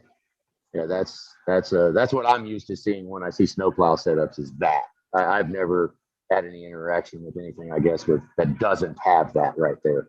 I still got some relays for the headlights. At least they control the they carry the load, but the module uses a lower voltage to control 3 relays for the high beams, the park lights, and for the low beams. But Would that be the lights actually on the plow? just That's the for three li- the 3 main circuits on the plow would be park, high beam, and a low beam. And then when you turn on the high beam, the low beam turns off. So the module controls those relays. And that automatically shuts off the truck lights and turns on the lights on the plow bracket. So to turn off the truck lights, the module is interfering with the harness, the headlight harness on the fender well. So the harness that branches out and goes to both headlights, it splices in. So when it switches to the truck side, it takes all those pins and runs normal like a stock truck. And then when you switch to the plow, it turns off all pins to the headlights and then switches them all over to the plow side. And then it just cuts everything in the headlights off. So Would that, now do you think on that newer truck, I mean, by having that circuit interrupted on the headlights and if something ain't right, it causes the instrument cluster, cause all these issues from a backfeed like a VREF short in a circuit? Very well possible. That's weird, man. but the Well, way grass that and tr- straws, though. the way that truck looks, yeah, on mine, All right, I'm gonna do the battery, Aaron. And All I'm right, sitting do it. here like, what's a snowplow? so on mine it can mess up. So my module, when my module just went out, my isolation module went out, and it was like turning on one truck headlight and then not turning on the other one, and then one plow headlight was on. So it could get weird between the headlight circuit, but it wouldn't do anything to the like radio and truck, stuff. Like it the would- truck, the actual yeah. cluster and stuff. It would tweak out my headlights. If the module started failing and interfering weird, it would tweak out my headlights really weird. But it wouldn't interfere with the. So we could be sitting here, this issue could have nothing to do with all that snowplow wiring. We could be looking at just corrosion and pins It could be Maybe. just corrosion on that panel. on any one of the 7,000 plugs on that truck, Yeah, right? it's a rolling hazard. I mean, I mean, the way I would start it as I would disconnect all the snowplow crap, put it back to stock. I mean, That's that's hard to do though, how they tie that crap in. I understand, but that's where I would go. If it doesn't work, if it works stock, then snowplow. Guess well, what, that you salt guys- dog's not hurting nothing. I mean, it's not done right, but it's not causing nothing. But that headlight thing looks a little weird. Probably. I think the radio, what's that box that had all the rust corrosion coming out of the bottom of the harness? That API or what There's was so that? much salt. There's so much salt in that whole truck. Like in the dash? I mean, shit. What's that connector? That Right, the was one- so if you would have had, remember when they had the tailgates and we had to do the recall where we had to overlay the one pin that would come down here in the F-150s and 250s whenever it had an unintended tailgate opening, you'd have to take the connector coming out of the cab side and cut it and then route it back over into this side and cut it and route it onto the back side. This is that harness that would have been here if they hadn't converted it. I think this goes to the tailgate if it would have had some kind of backup camera or something like that that's been deleted. That's the connector. Oh, yeah. And this So all is those pins are shot in that plug. Oh, they're garbage, man. This thing was completely full of salt and corrosion. And then there's green fuzzy stuff in there still. And then these two right here were completely full. This comes from the chassis up front or from the cab up front. These were completely full of salt and I had to Does clean this them thing out. have a rear view camera or no? No. Just thought I asked. It probably used to, because I think that was like a mandated thing where all these vehicles had to have a rear view camera. Maybe they just didn't. I mean, is that a custom bed? Was this a cab and chassis truck? This is a pickup. This is a pickup and they took the bed This off. is a 1FT. Yep. Hold on, let's see here. So there's probably a camera plug that's just not plugged in. Well, that's funny you say that. You got me thinking. Hold on. Because that I'm could looking. definitely short out to Right. like snowplow package. Even if the truck doesn't have it. Circuits are still ringing. Hold on. Genuinely. Control You want me F to it. do that? You want me to do that thing on pin 15 and 16 while everything's unplugged? Yeah. See if it's that way. I don't see a backup camera. I know, See that's a what I'm looking fixed for right rear now. view. Control F it. That makes it faster. Daytime running light level 2 halogens. Corrosion. Is the gateway Dang. module all corroded? Yeah, Man, This pin right here is corroded. Even when I put a new gateway module in, it doesn't make any difference. I already have a gateway module on the back, but because the HS CAN network is having issues, even with this new gateway module that I have over here, it doesn't matter. It won't let me PMI or as built the gateway module won't let me do either one. It says failed. So you can't even plug anything into the truck.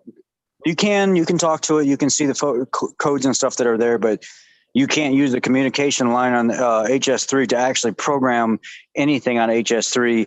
ACM fails, IPC fails. The gateway module doesn't fail, but when you put a new one in and try to program it, because it's already having problems on that circuit, it won't let you PMI it. It won't let you as-built data.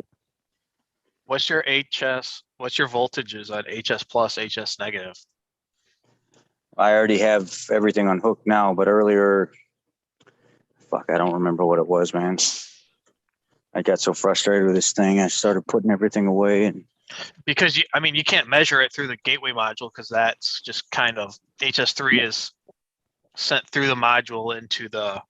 no, I do it at the connector behind it. Yeah. I was just seems wondering. How many pin connectors is that It's a back there? It's like everything that's corroded needs to be replaced. And how far do you go? Like, how far? How do you budget this to the customer? Like, what's the service advisor saying? You know, how's he? Well, we're digging in, and we've got 9 hours in it so far. We don't know how many more hours. I mean, how do sound they right? do what? What's that one on the back of the vehicle that you said was all corroded? The Was one that that a would six have pin? the one that would have went to the camera? Yeah. No, I think it's Is more that than a- that. Oh, is it? It looked like an 8. Yeah, it's a 1, 2, 3, 4, 5, 6, 7, 8. Tailgate. 7 are in there. One's missing, and the one that's missing doesn't look like it was ever in there from the factory, but it is an 8-pin connector. The Tailgate. 8-pin connector? Yeah, it's for the tailgate. So the camera on that's one plug. It's a little brown Right. single With plug. Well, It that could would be have had a brown. pickup box. They could be brown or they could be black. The TSB says you could have 2 different styles on these trucks, depending on what made or whatever. I'm gonna test the. It was like it's 15 been in the bottom of an ocean. Yeah, that's what it exactly looks like. The frame is like freaking perfect on this thing because it's all exposed and probably gets washed all the time. It's all the electrical in the inside that's trash. I mean, Gonna test that this right is now. just a dedicated snowplow truck. Did they just? I mean, that's a 19, right? It's amazing it's how much damage got done in 2 years. Well, 3 years, I guess. Whatever. Oh, they probably made a ton of money with this truck. Oh, They had to have. justifiable expense. Just replace all the wiring. This looks like a huge insurance job at this point with this much salt damage. Yeah, it looked. Yeah, but I actually thought totaled. Yeah, I mean, totaled. I mean the value and cost of trucks right now. You can't just replace the truck necessarily, but I mean you're looking at pulling everything that's corroded out of there and replacing it until it works. I mean, You know? who knows if all those harnesses are probably available. That's what I was Right. thinking, Fred. Yeah.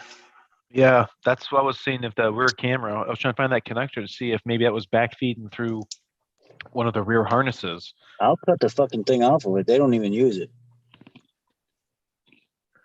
His guy said, Well, "There's yeah, a rat but in the that don't- dash. That's the problem." But that don't Well, explain make the the decision thing. for him. You know, backfeeding that wouldn't shut the whole truck down. Jeez, this thing is, you know, Well, yeah, the short now the camera network will- to ground. yeah. That's what he needs to do. Like when he's going to check these circuits right here, he's going to check to see if they're shorted together. If they're not, he's going to check to see if one of the legs is shorted to ground and or power. No, what I want him to do is power on. I want him to read voltages, see if they're shorted together or open, $5,700 ohms. And you go Wow. between 15 and 16? Yeah, 5,700 ohms. Well, that's not right. That sounds like it shorted together. Oh man. Wow. Which connector is this at the BCM? Let me unplug it at the BCM. I'm on it. And then we can eliminate that on that side as well. At the Wait. BCM? Yeah, right? No, disconnect. HS3 is our problem, correct? Yeah. It doesn't even look like there's a disconnect in that. Because that's It looks only like- sync 1 and sync It looks 2. like everything is handled through the gateway. It looks like there's a straight shot to instrument panel and the audio control. Right. It looks like it goes from that connector into the gateway, and then right from there is where it takes place. But this little, remember that little round connector that we were looking at right by the brake kick e-brake panel? Rich? Yeah. Yeah, it shows there's a. Let me show you, Cody, so you can see. There's two connectors right here that may have something to do with. Let me flip this around. 14401. Right here, the 14401. gray, and there's a black right here by the e-brake. I wonder if I just fucking unplug one of them and retest. Fuck it. What have I got to lose? Not a damn thing, right? Test it now. I mean, it sucks that you got to put all that back together, man. I'm just looking It like. don't matter at this point. Shit, man. It'll Yeah. get paid for. It'll get paid for. So If you find it, you can charge the heck out of them. the gateway module is on the same harness as the ACM and the ICP, Mhm. 14401. And there's no connectors between it. So, I mean, it's a one-shot deal. You can just overlay the whole thing and see if it works. Yeah, it could. I mean, that would be an option, or make them pay me to put a new one in. But I don't really want to put a new one in. Do a temporary overlay, see if it fixes it.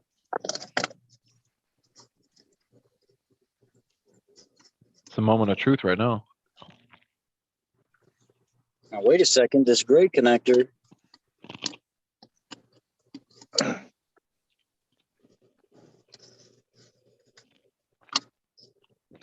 That's awesome. We're underneath the dash with you right now. We can see what you're doing. All right, so the gray connector is the one, Aaron. Because if I plug it in, it goes back to 5.57 K ohms. If I unplug it, it goes OL. Okay. Oh, wow. Okay. Okay. We're on it. We're on it. There's something in there shorted, obviously. Okay. So let's go to this. That's this connector 238. 238. And it's the Look at one- the bottom act- row. Bottom row. actually, Rich. That's the flat side. one. That's the one that goes straight up into the dash. Oh wow, that was somebody's broke the connector that it was in, the little holding harness, and then it goes up along. It goes Come up along the on. dash right here into this Come harness, on. I can find it right now. and then it goes up underneath the freaking abyss, underneath the dash right here. All right, It's got to so be at now- that connector, man. Is there Look a at that s- bottom row. Look at both sides of the connector. Does one got freaking green? What'd you call it? cotton candy. I don't. Yeah, green cotton candy on it. You say cotton candy. Well, CP, what is the gray connector? Is there a C248 there as well? Yep, that's exactly where that connector goes. I followed it all the way over to the connector that goes into the gateway. So it goes from the gateway up behind the brake switch, back down along the side of the dash, and then right back down into the gray connector. So I'm going to measure from this point over to the connector to see if I can identify if this is in this little harness piece right here. You so cool. Look at both sides of those connectors. That one you disconnected. Yeah, they're clean. Oh, okay. I didn't hear you say that. No, I didn't say anything. Oh. I was just assuming that you would know me so well since we're so close. Ooh. Ooh. So I guess we gotta rule out this harness, and then if it's not the harness, I mean, technically, he kind of already did because once you unplugged it, it's OL. So it's after that plug. So it's after. So the harness has already been ruled out. So something that's part of after it. that plug. That's why I want to know if there's a C248 on the other side. What do you mean C248? How do I pull that up in my memory bank? It's right. It says it's located. Oh, we already looked at that. That was that gray connector on the kick panel on the right side, Rich. See if there's a short between that side. That square there. connector? Or rectangular, I'm sorry. Or Oh, you the could, one what you could do is plug that back in and Yeah. disconnect C248 and see if it's still OL. Okay, Ooh, I'll do that. good And point. then, Oh wow, that is sharp. Good point. and then Wow. that's right at the BCM, so that could be a body control module issue. Because that's right over there near it. Oh well, I don't know. No, I that mean, doesn't go to that. That's it just No, doesn't go by to it. it. Beside it. So it's just mounted to it right there. That's Yeah. what it is. Yeah, plug in Okay. that one that you disconnected, then go to the other side and disconnect the other side and see if it still reads OL And then redo it again. and Yep. redo it again. All right. So Now we're isolating. Now that we know what's happening. we go over to the other side.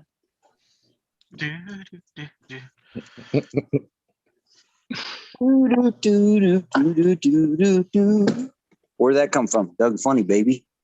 Man, were you watching that as a kid? Yes, sir. Dang, how old is that show? Okay, so let me flip this around so you guys aren't looking at my nose hairs like everybody complains about on my YouTube. Oh, can you guys see or no? No. Why did it do that? Oh, start video. Why are you messing with me right now? Now it's going to make me ensure that no other apps are using this camera and try again. Are you freaking kidding me? You jerk. Now it's going to go offline now because it's going to make me leave and come back. Whatever. I know We'll where be you at. waiting. It'll be quick. He'll find it by the time he gets back.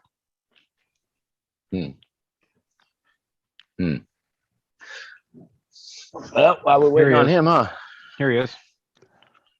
Wow, that was quick. Oh, there he is. Recording in progress. There we go. Yep, that one right there.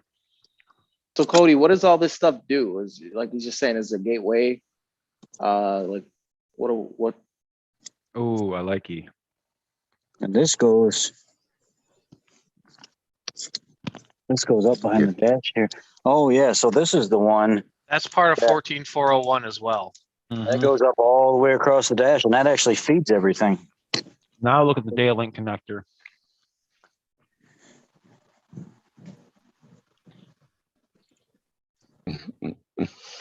Just something. All right, so now we go back here. What do we got, baby? Flip this back around.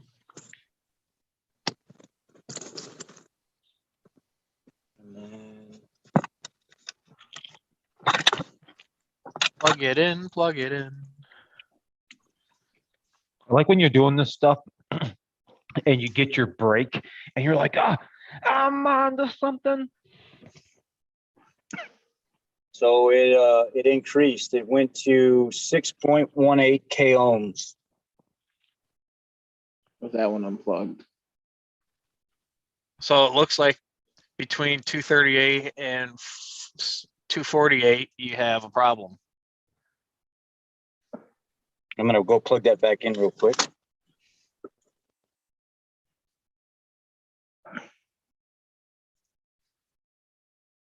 You either got a pin issue or you got something wrong with that harness. Wow. Or I wonder if like some of this upfitting somehow is like the way something's routed has caused something to be interfered with. All right, so that's plugged back in. I'm gonna check it again. Check this again. I mean, they shoved a wire through the firewall up against Yeah, so with it plugged back in, it goes right back to 5.5, 5.26 k ohms. I think the problem's between 238 and 248.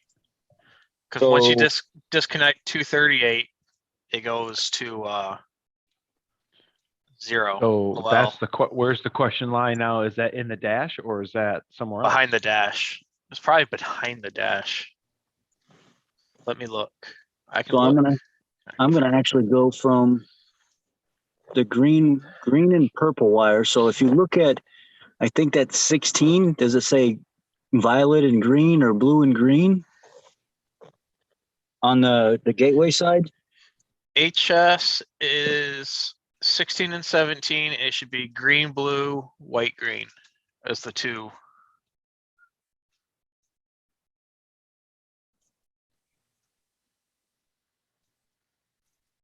So let's verify here. So I've got 14, 15, 16, 17.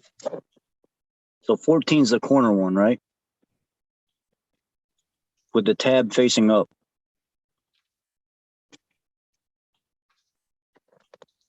Bottom corner one. Yeah. Bottom Yeah. corner right, tab facing up. 14, 15, 16, 17. 17 and 17 and 15. My bad. Or 16 and 17. Sorry. Wow, I'm really bad today. Don't listen to me.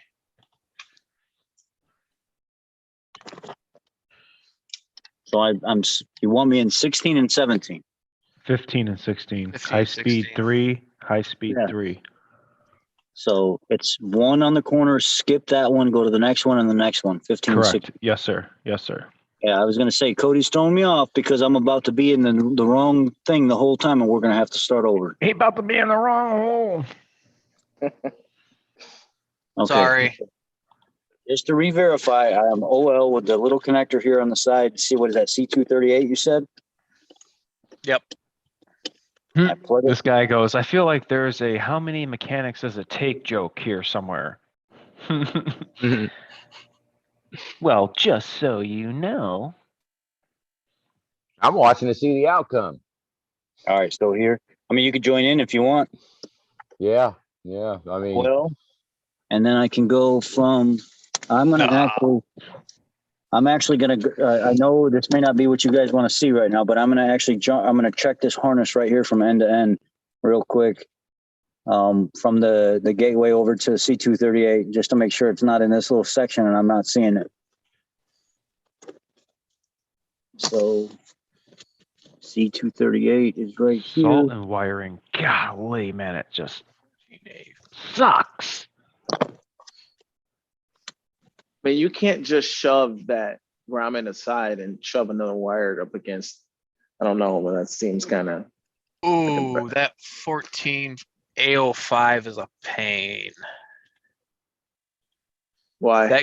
That's the one that goes down the track on both sides across the center of the truck and Mhm. back to the VJB or B. No, I've replaced that before. It goes through the firewall and everything.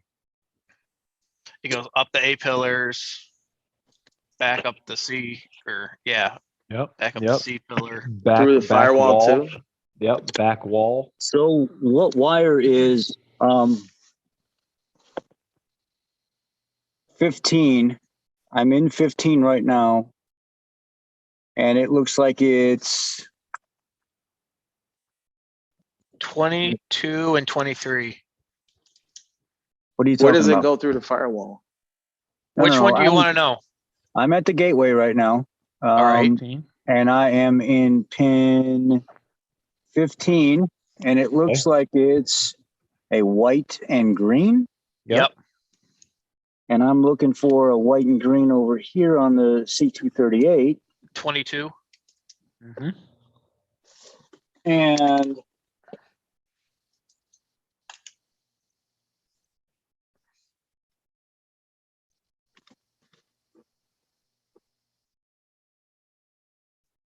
Super duty service. No cigarettes tonight. 0.3, We- 0.4,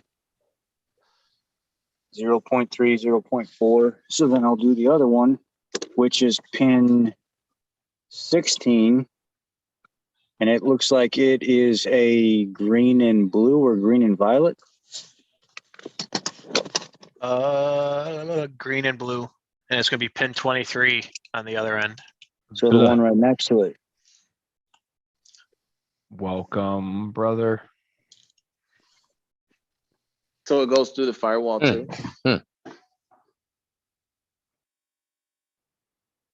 0.4, 0.3. So it's not here. It's not in this section right here. It's further along. So it does go through the firewall eventually. So what I would do next is I would go to The IPC connector.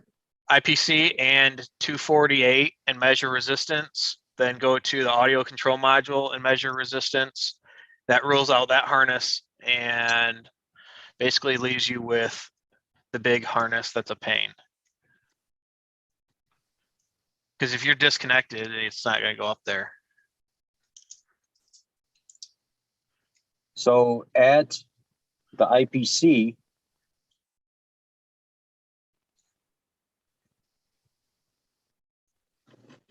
so what you're saying is go from the IPC over to that other gray one on the passenger side? Yes. Then you can What- rule out that side of the harness and make sure it's good. That So leaves what- you with that middle harness. What pin am I supposed to be on at the IPC? Which pin do you want to be on? I can see the blue, the green and like violet looking one or blue one. I can see that. I just don't know which one it goes into. The green and blue is going to be pin 12. So if I'm looking at the face of it with the connector tab up,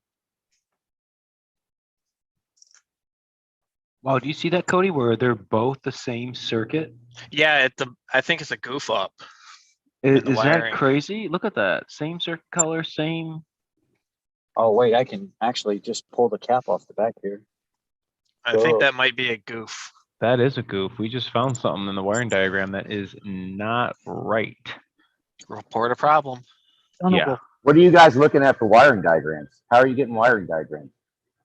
What are you guys looking at? We're Bomoco, looking- Yeah. PTS. On DTS? PTS, yeah. Yep. Professional Technician Society. It's a Ford. Oh, PTS. I thought yeah. you said DTS. Oh, okay. No. And that's I mean, I'm working private. I mean, is it just like all data? I mean, all data still copies it. Is that what it is? That's what all data uses, but you can actually get it yourself. And if you buy from a Ford dealer and they feel gracious enough to sponsor you, you can get PTS. It's definitely It's a expensive. I know just a basic using no P&A code, it was around $900 or $1,000 for the FDRS and IDS software. But then how do you get access to PT? Do you automatically get access to PTS if you have FDRS and Nope. IDS? You got to buy it was gonna say, separately 'cause- through Motorcraft. Ooh. It's They like make it- $2,300 Wow, really? for year a or year something? for a year subscription. Last I looked. 2,300. Do they give you IDS also if you're going to Oh, pay the no. 2,300? No, Oh, you got to pay them both. Yeah, oh my boy. goodness. Wow. Yeah, because I do the Nelson said it's IDS 29. 2,900. Woo! Cody, I mean, yes. so it looks like I'm in the right one at the IPC up here. If connector tab is facing up, I'm the second one from the right. I don't know. I don't have the connector face up. I got it. Tab up, Tab up. second one from the right. Tab the- up. Second one from the right is pin 2. Yep. You need pin 12. Pin 12 is the bottom. Fourth one from the right. 1, 2, 3, 4. All right. So let me flip it around and verify. 1, 2. Yep, that's it. And then I'll go over to that other gray connector on the other side. See what we got. Good.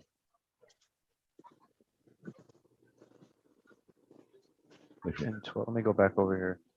Oh, this fucking thing did it again. Where Failed is to it? start the video camera.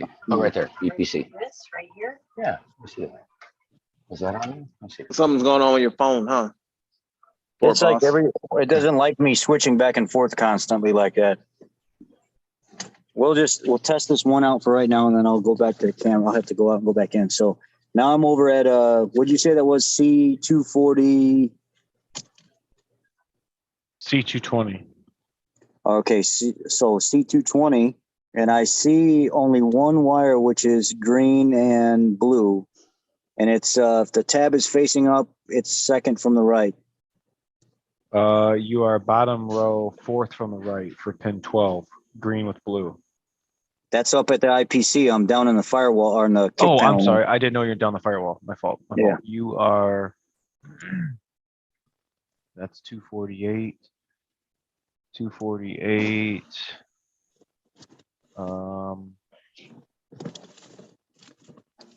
248. What pin 12? That's the green and blue. So pin 4. Pin 4. Pin 4. Second one. You're right. Top. Second one in. It's a little high. It's 3.7 ohms on that one. Slightly. What about when you go right next to it, the corner one, pin 5, and you switch over to the other wire?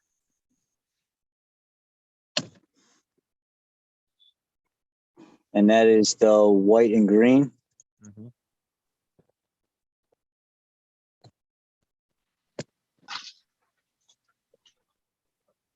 Now I'll have to go back up there to the IPC and switch the other one then. Seems like there's high resistance in both of those harnesses. Three's a So you little guys high. do a lot. Three's a little high even for or high for a network. Yeah. It seems like this dash is going to have to come out of here. Dash and floor. Yep. Okay, so Hmm. now I got to switch over to the right one at the IPC, Aaron. So I got to move it from the. What number am I supposed to be at the IPC? IPC is pin 13. Right next to it. Right next to it, baby. Can you confirm the color on that? It is white and green. Okay. That fucking manual's wrong then. Report a problem. $2,300. I better get the color right. Yeah. Telling you what, make a video on that. Yeah, man, that price. I mean, I'm sure all data will have it right. So that line is good. That one's only got 0.6 ohms. The other one has almost 4 ohms. Yeah. Okay. So we got a problem. We got excessive resistance on pin 12 from connector C248 to the IPC. And we had it on between 238 and 248 as well. Yeah. So that That's looks all like behind. That's all behind the dash. one is. One is and one's in the floor, right? Yep. So this interior is going to have to come out of this thing, and this is going to have to get a harness. Couple of them. I agree. 14A05 and 14401, I think it is. 144. What's the other one? And let's hope that 14401, yeah. let's hope that it didn't mess up the freaking IPC and the ACM. Now, would you spend any time at all exposing loom when you get that wiring? Would you spend any time doing that, or just go right to, with throwing one in it, throwing the harness? Well, with how nasty that looks, we need to figure out what the mileage is first off, and you tell the customer, hey, we're going to need to start with that interior 14401 harness and that BJB possibly. I'm going to do what Cody said real quick. And while you guys are chatting, and I'm going to try to get hooked back up and go into mode 9. I mean, it should share all across the network. So There may be even a pit in the PCM. Oh, definitely. Odometer, Odo, Yeah. or maybe an I. Oh fuck, can't walk an IPC. What am I talking about? Joke's on you. Jokes on you. I shouldn't really need to plug that other stuff back in because it wasn't freaking working anyway. No. Just the Dang, I wish gateway. When's the last time you guys did anything with 6.4s? I don't have I a put- choice. I got to. Last thing I did was put an engine in it for a camshaft and lifter. Been a while. What Yeah. was my last 6.4? My Yeah. last 6.4 was burned up alternator, belt and tensioner, battery cable. Long time? How long ago? I just made a video on it a few months ago. Oh, shit. Well, so cool. They still come in there. So I'm Oh, not yeah. all by myself. You guys are doing 19s and 20s, tearing dashes apart, checking pins. Yeah, I haven't had anybody bring a 19 in here that says, hey, I got a J134 or whatever you guys use on this. You know? You don't get any transits? No transits? I mean, me and Mike kind of share the same thing about anything that has a van with a little hood on it. Okay. I mean, I mean, what do you think? I mean, for like, okay, E series, no transits. I don't really get. Nobody really. I don't push for the transits, but Okay. I mean, for the E series, would it be double? I've told customers it's double if you got a van. Well, the transits don't have a doghouse, and the Econolines do. So you're the saying that the transits, you're working on Econoline is trail. easier? Yeah. Well, I yeah, mean, so I it's don't true. want to be doing a 6 liter in an Econoline. Don't get me wrong. Yeah, that's what I don't want to do. And the transit, no, I haven't had any of them in here. F-150 diesels. No. I mean, well, had a new one down the street, and it wound up. He don't own it no more. So that lasted real quick. He bought a 20. So got rid of the F-150 and went to 350. But Vince and what says about- DS went to bed but left his phone camera on. No, I'm right here. I'm just. Oh, I'm he's just waving. laying- Vince, he's up. Oh, He's up, Vince. No, I'm up. I'm just laying down for a minute. All right. Don't worry, that's just his knees under the covers. Mode 9 does not have Does not have mileage.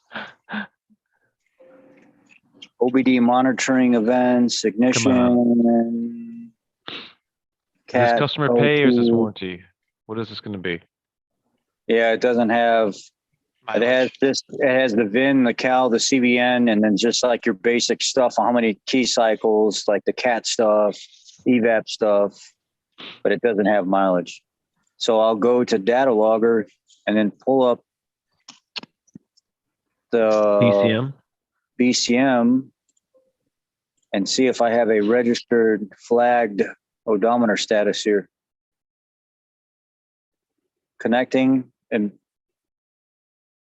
establishing communication with ECU. Paging And- Dr. Sean. What would it be you said under? Odometer. Odo. Odo. Odo count BCM or Odo trouble code set. Load shed, load beam, low volt.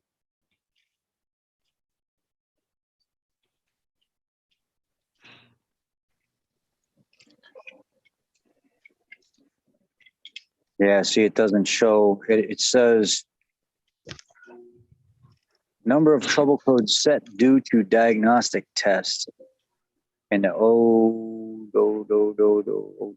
no, it's got to be something else because there's no.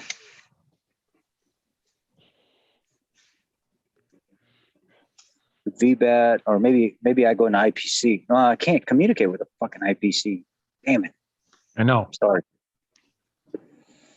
What if you run a temporarily overlay from the gateway to the IPC so you can communicate? I wonder if that would actually work. Do I have enough wire real quick?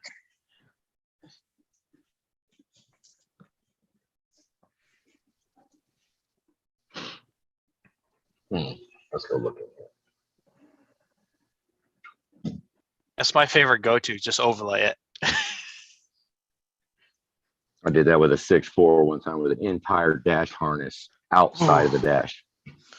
The whole harness with an XL area conversion on a 6.4. All right, I'm gonna snip Nice real quick. run through the circuits, and my stomach's getting queasy. Oof. Don't get I mean, flashbacks, brother. I'm telling you, I'd like it. What is this customer pay or warranty? That's what we need to figure out.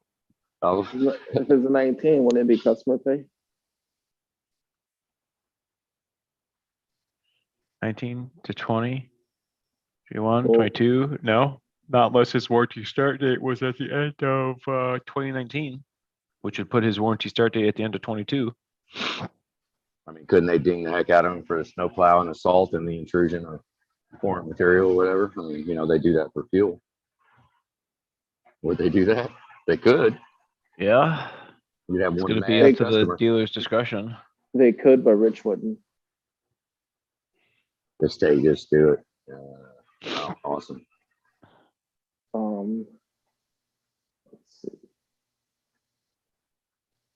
So as far as warranty, that's not a bumper. That's not powertrain, is it? Probably not, because I don't think that harness is going to be covered under powertrain. So He's that gonna would have be, to run parts coverage. would that be a bumper to bumper? You need a bumper to bumper. 336. Yeah. So, I mean, snowplow truck might have under 36,000 miles. Maybe if all they did was push snow with it. This I mean, Vince wants to know, DS, does your wife make you sleep in the garage? No, she won't let me. That's the problem. I'm like, let me sleep out in the garage. She's like, get in here. Yeah, So after last week, we didn't get an update. What happened after she caught you? You hit the kid out there. What ended up happening? what you mean? You look like you're in trouble when we ended the last episode. When she came out? Yeah. No, that's I wasn't in trouble. I told her to stop staring at the camera. If her staring at the camera. Ain't nobody want to see you. Dude, I'm sorry. We I went the realized- whole episode, and all of a sudden, Sean's kid pops out on the couch. It's like, oh, hey. He was Whoa. laying right here. Yeah. Whoa, where'd he come Oh, from? you know what? She was out at a work thing, like a work event. So I had the kids, and the one was like, "Are you going in the garage and leaving me in the house?" And I was like, "Well, you can come out here too." He's like, "I'm gonna go to work with you." So I was like, "All right." Okay, well. let's go. I think he was watching TV. I just had the volume low. He was watching cartoons. He was watching something like that the whole time. I don't know if it was that, but it was something like that. And he was just watching with the volume low the whole time. Didn't say a word. And then my wife come back from her work meeting or whatever she was doing. And she came and got him and stared at the camera. Oh, that just reminded me. 2020 to 2022 Ford Super Duty. If you guys remember seeing the video that I made, I had another plow truck, a red plow truck. I replaced the battery junction box. You guys remember the truck that had all that wiring combobble over the passenger side battery?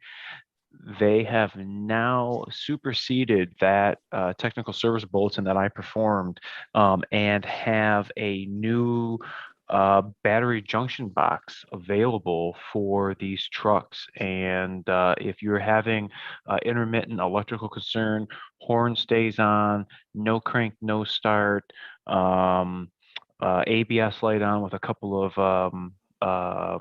communication DTCs, you might want to take a look at your battery junction box. And actually, if you're not following WorkPlay TV, join his following. It's growing fast, and he actually has a 2020 450 dually and was experiencing the same thing. Got stuck on the side of the road, and was barely able to limp his truck back to his site, his homestead. So he wound up actually having to go with the dealer, and they had to replace that battery junction box. I've had to do two of them since then. So if you guys are experiencing those, I would highly recommend going to take a look at your battery junction box. And now that we're on the subject of plow trucks, these plow guys are always, leaving the lids off or not putting the lids down all the way. What do you think happens to all that snow and ice that's sitting up on your cowl? You go to pop the hood, all that snow and ice will fall right back down into the engine compartment, and the stuff that's right on the other side of the firewall, and that's your fuse box, your brake master cylinder, all that stuff that's right there, can get wet. So we want A to, road spray too. Road spray on the Yeah. windshield. I mean, Mhm. that'll put straight up salt right down in there.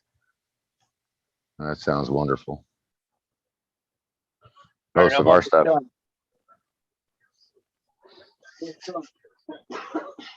Meat Man Matt. Everybody wants to know where Meat Man Matt is. He's out landscaping now. He's out landscaping. He's out scaping the land. I asked him to come on the podcast. My wife's a trooper, guys. Thank you, Julie. She's a trooper. She's just hanging out. They're talking about 2020s wiring. Gone Fishing. Yes, Super Duty does have a channel. If you guys check out Super Duty Service on YouTube, you can see Anthony go through kind of like he does like a visual quote for his customer, let them know, hey, we saw this, hey, we're going to be doing this, we're going to be doing this, we're going to be upgrading the high pressure pump, we're going to be taking this off, we're cleaning this, got this powder coated. Yeah, Ryan Reeland just put a link there in the comments. You guys can kind of check him out, and That's awesome, A-Rod. Thank you. Heck yes. Very what cool. he does. We try. We're we do the best we can. And Looks pretty and cool just in at the the end of the video. day, hope it's good enough. Well, it's I grew up on the 6.0s. 6.0s was what I learned, what I in fully immersed myself in, and now to see the 6.4 go bye bye, and how nobody likes them anymore. The 6.7 is all I care about. 6.7, it has been around now for over 10 years. Longer than Freaking 6 liter. awesome. Yeah, longer than 6 liter, but 6.0 is my second favorite. 6.0, you can make some good money on it. I know them like the back of my hand. And like you specialize in the Super Duties that have the 6.0s, and really honing in. I don't want to compare you to the Georgia crew, but you have a different way of doing your stuff. Well, you're just focused on the 6 liters. Well, now we're on a different scale now, because we're on the newer trucks, got computers and all this stuff that you've never touched. So we combine our efforts with 6.0s and the 6.7s.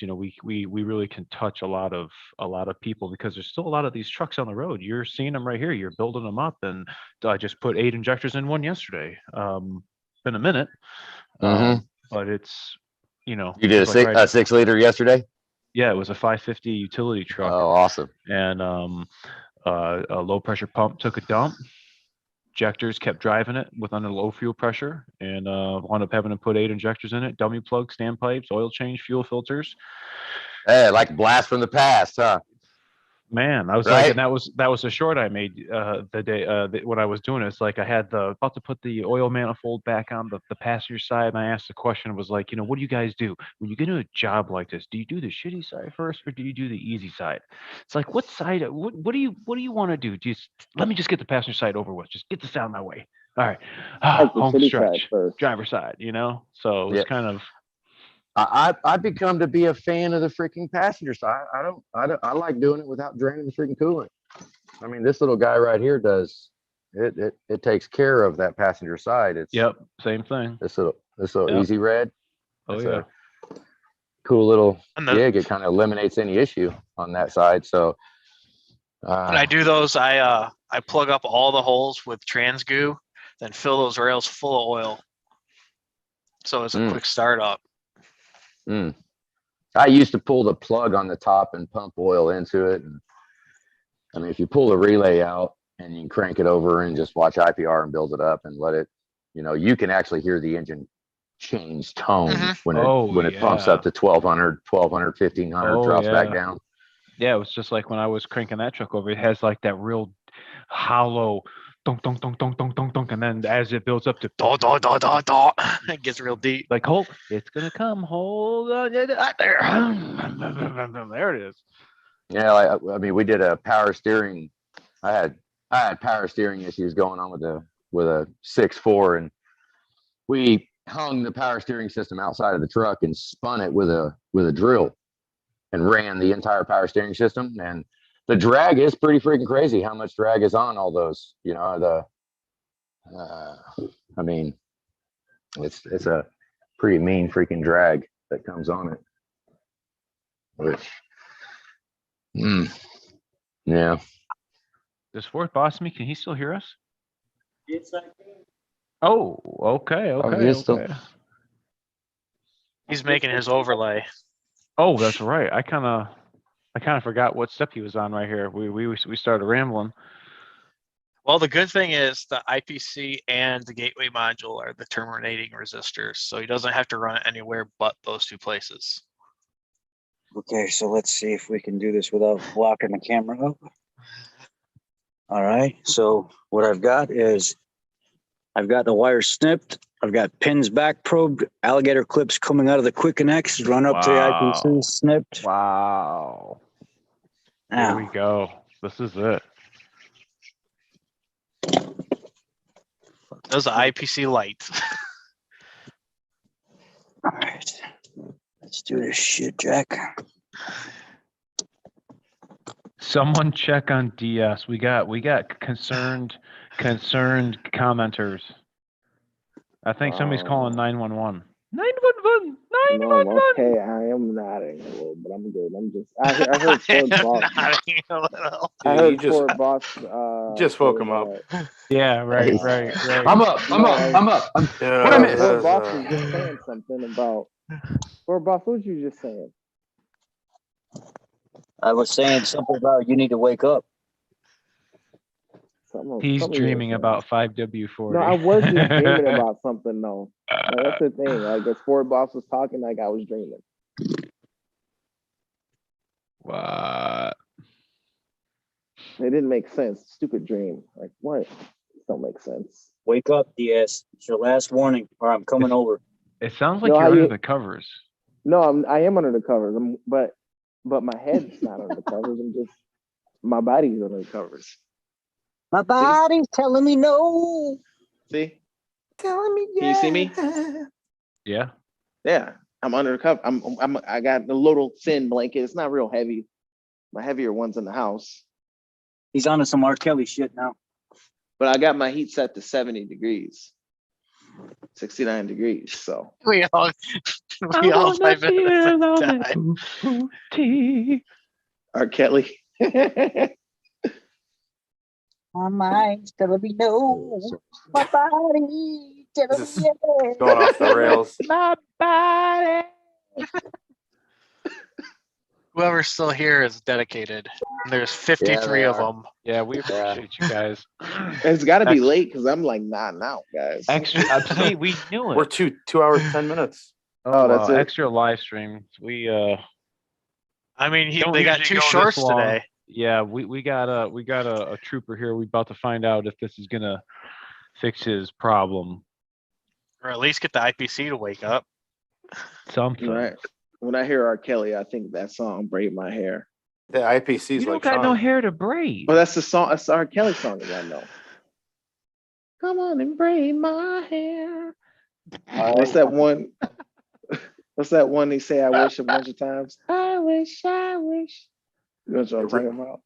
Sean, do you like the remix to Ignition?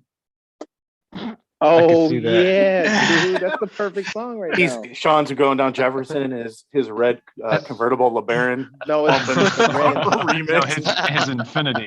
I got the remix to ignition. Hi, Yeah, inside my the daddy bought it for kitchen. me. It's a convertible. Got me, mommy rolling her body. Got every man in here wishing. Better slow But down. they It might don't get us copyright strike. Yeah. Oh, Uh, R. Kelly get us right from jail. I like R. Kelly. R. Kelly. DS got Mr. that electric blanket. That's what he did. I see the extension Yeah. cable hanging right there on the couch right there. Little extension plugged in. It's a good idea. All right. Let's see. Yeah. Can't leave FBM hanging. Drum roll. Da, da, da, da, da. Wake up, PC on. Wake up, IPC. I said, give you light now. Guys, it's okay too if it don't work. We don't have to be upset. OJ did it. Stop. You just got to stop. We got to. We don't like that negative thoughts. 999. Dun dun dun. Is the battery still disconnected? I'm sitting there waiting. I'm watching. I'm like Dang, come on. ain't doing nothing. I'm waiting. You're real good at hanging us on here. Let me just kind of nonchalantly make sure these aren't touching anything down here. That one's not touching. It's just not touching anything. And let me do a little flopperoo to make sure I got them on the right ones. Is the battery plugged in? Huh? Is the battery connected? I just started it. Oh, I did know. I couldn't hear it. Man, that's 6.2, man. I'm telling you. Oh yeah, it's the gas burner. I forgot. Man, if it start, what's the problem, man? It still run. Send it. Watch me see the airbag go off. Oh! And that's all we got for you tonight. And that's where the cookie crumbles. And we'll see you next Wednesday. Yeah. Ford boss is like, I'm gonna need my face mask. I'm gonna need all this protection. Like, dang. Damn, baby! Come It on, worked. man. Don't be fucking with me.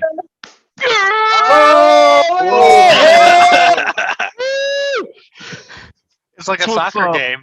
That's what's up. Goal. Yeah. Hey, all 57 of you guys hanging out to the end. Yeah. Freaking that is what is up. I'm glad. Damn, look at that. How many miles we got on this bitch? Yeah, 51,000. 51,399. Customer First pay, sir. Customer pay. Sorry, buddy. Overlay successful. Boom, boom, boom, boom, boom, Yeah. boom, boom. So at this point, can Very you still freaking have to cool. replace the harness? Yeah, I mean, Senor. we could go through and splice in every single section, but they would pay 3 times the amount of money for all that. It's not worth it. Let me just rip the interior out of this thing. I'll have it all out in a few hours. I'll have the dash out probably a couple hours past that. I don't know. I'm pretty fast at these dashes. I can pull this dash. Hey, no censoring here, okay? Or don't tell nobody. It's what is it like a 8 or 9 hour job for a dash or something? One of these things. Almost 10 hours. I'm done in right at about 4 hours. I've done so many of them. I already know where everything is. I don't have to fight anything. I already know where to put my hands, the next connector, this, that. That part's easy. It's once you get that shit out, cleaning up everything and making sure that everything goes back together in the right fashion. And then you got to put all their crap back on top of it. All the snowplow Freaking stuff. A, man. This Yeah. is like the 4th time we've helped you fix a truck live on air. I mean, dude, it doesn't get any better than that, bro. No, That's I mean, freaking. that's That's awesome. what's up. That's what's up. It's kind of That's what what's up. rolls in, you know. Sometimes I hope that on Wednesdays we have stuff like this so that people can see this type of stuff that happens, especially with them, you know, the companies and stuff, snowplow, these guys that are out working, busting their ass every single day with their crew and stuff. Sometimes when you get guys that are tired and they're negligent, or you have workers that aren't necessarily up to par that are putting things together for you. And then sometimes it is the truck, but a lot of times the things that come in here, I find It's very, very, very poorly put together. The people that are working at the Meatman Matt has just entered the chat. Meatman Matt, people have been asking about you. Meatman Matt, maybe you should join us one day. Freaking A, get rid of this Dwayne Hampton guy. Come on, why even bother, bruh? Come on, What do you do? putting some Yes. BS. It's been all night. There's been like Spam. 10 different ones. But this is Spammer. definitely where we're gonna end it. I want to say thank you to all you guys for hanging out, seeing us through what we got. Ford Boss Me to do the testing back and forth. CP. We got roadmaps. We got colored diagrams. We got left, right, up and down connectors going, wires everywhere. Hey, the cluster is on. We figured it out. How many mechanics does it take to fix a cluster? All Took of us. 3. We got it. And So everybody in the customers got to chat. pay for 3. Hey, that's what it's about. Thank you, Mr. Anthony Super Duty Service. If you guys haven't checked out his channel, make sure to check out Super Duty Service for all your 6.0 wonders. Ford Boss Me, brother. Strong Right finish to on. the end, my man. Strong Hell finish. yeah. DS, just go to sleep, man. Just go to sleep. He's Let's go up to now. Good to be here, guys. Hey, Everybody, good to be thank you here. so much. Appreciate you having me. We'll catch you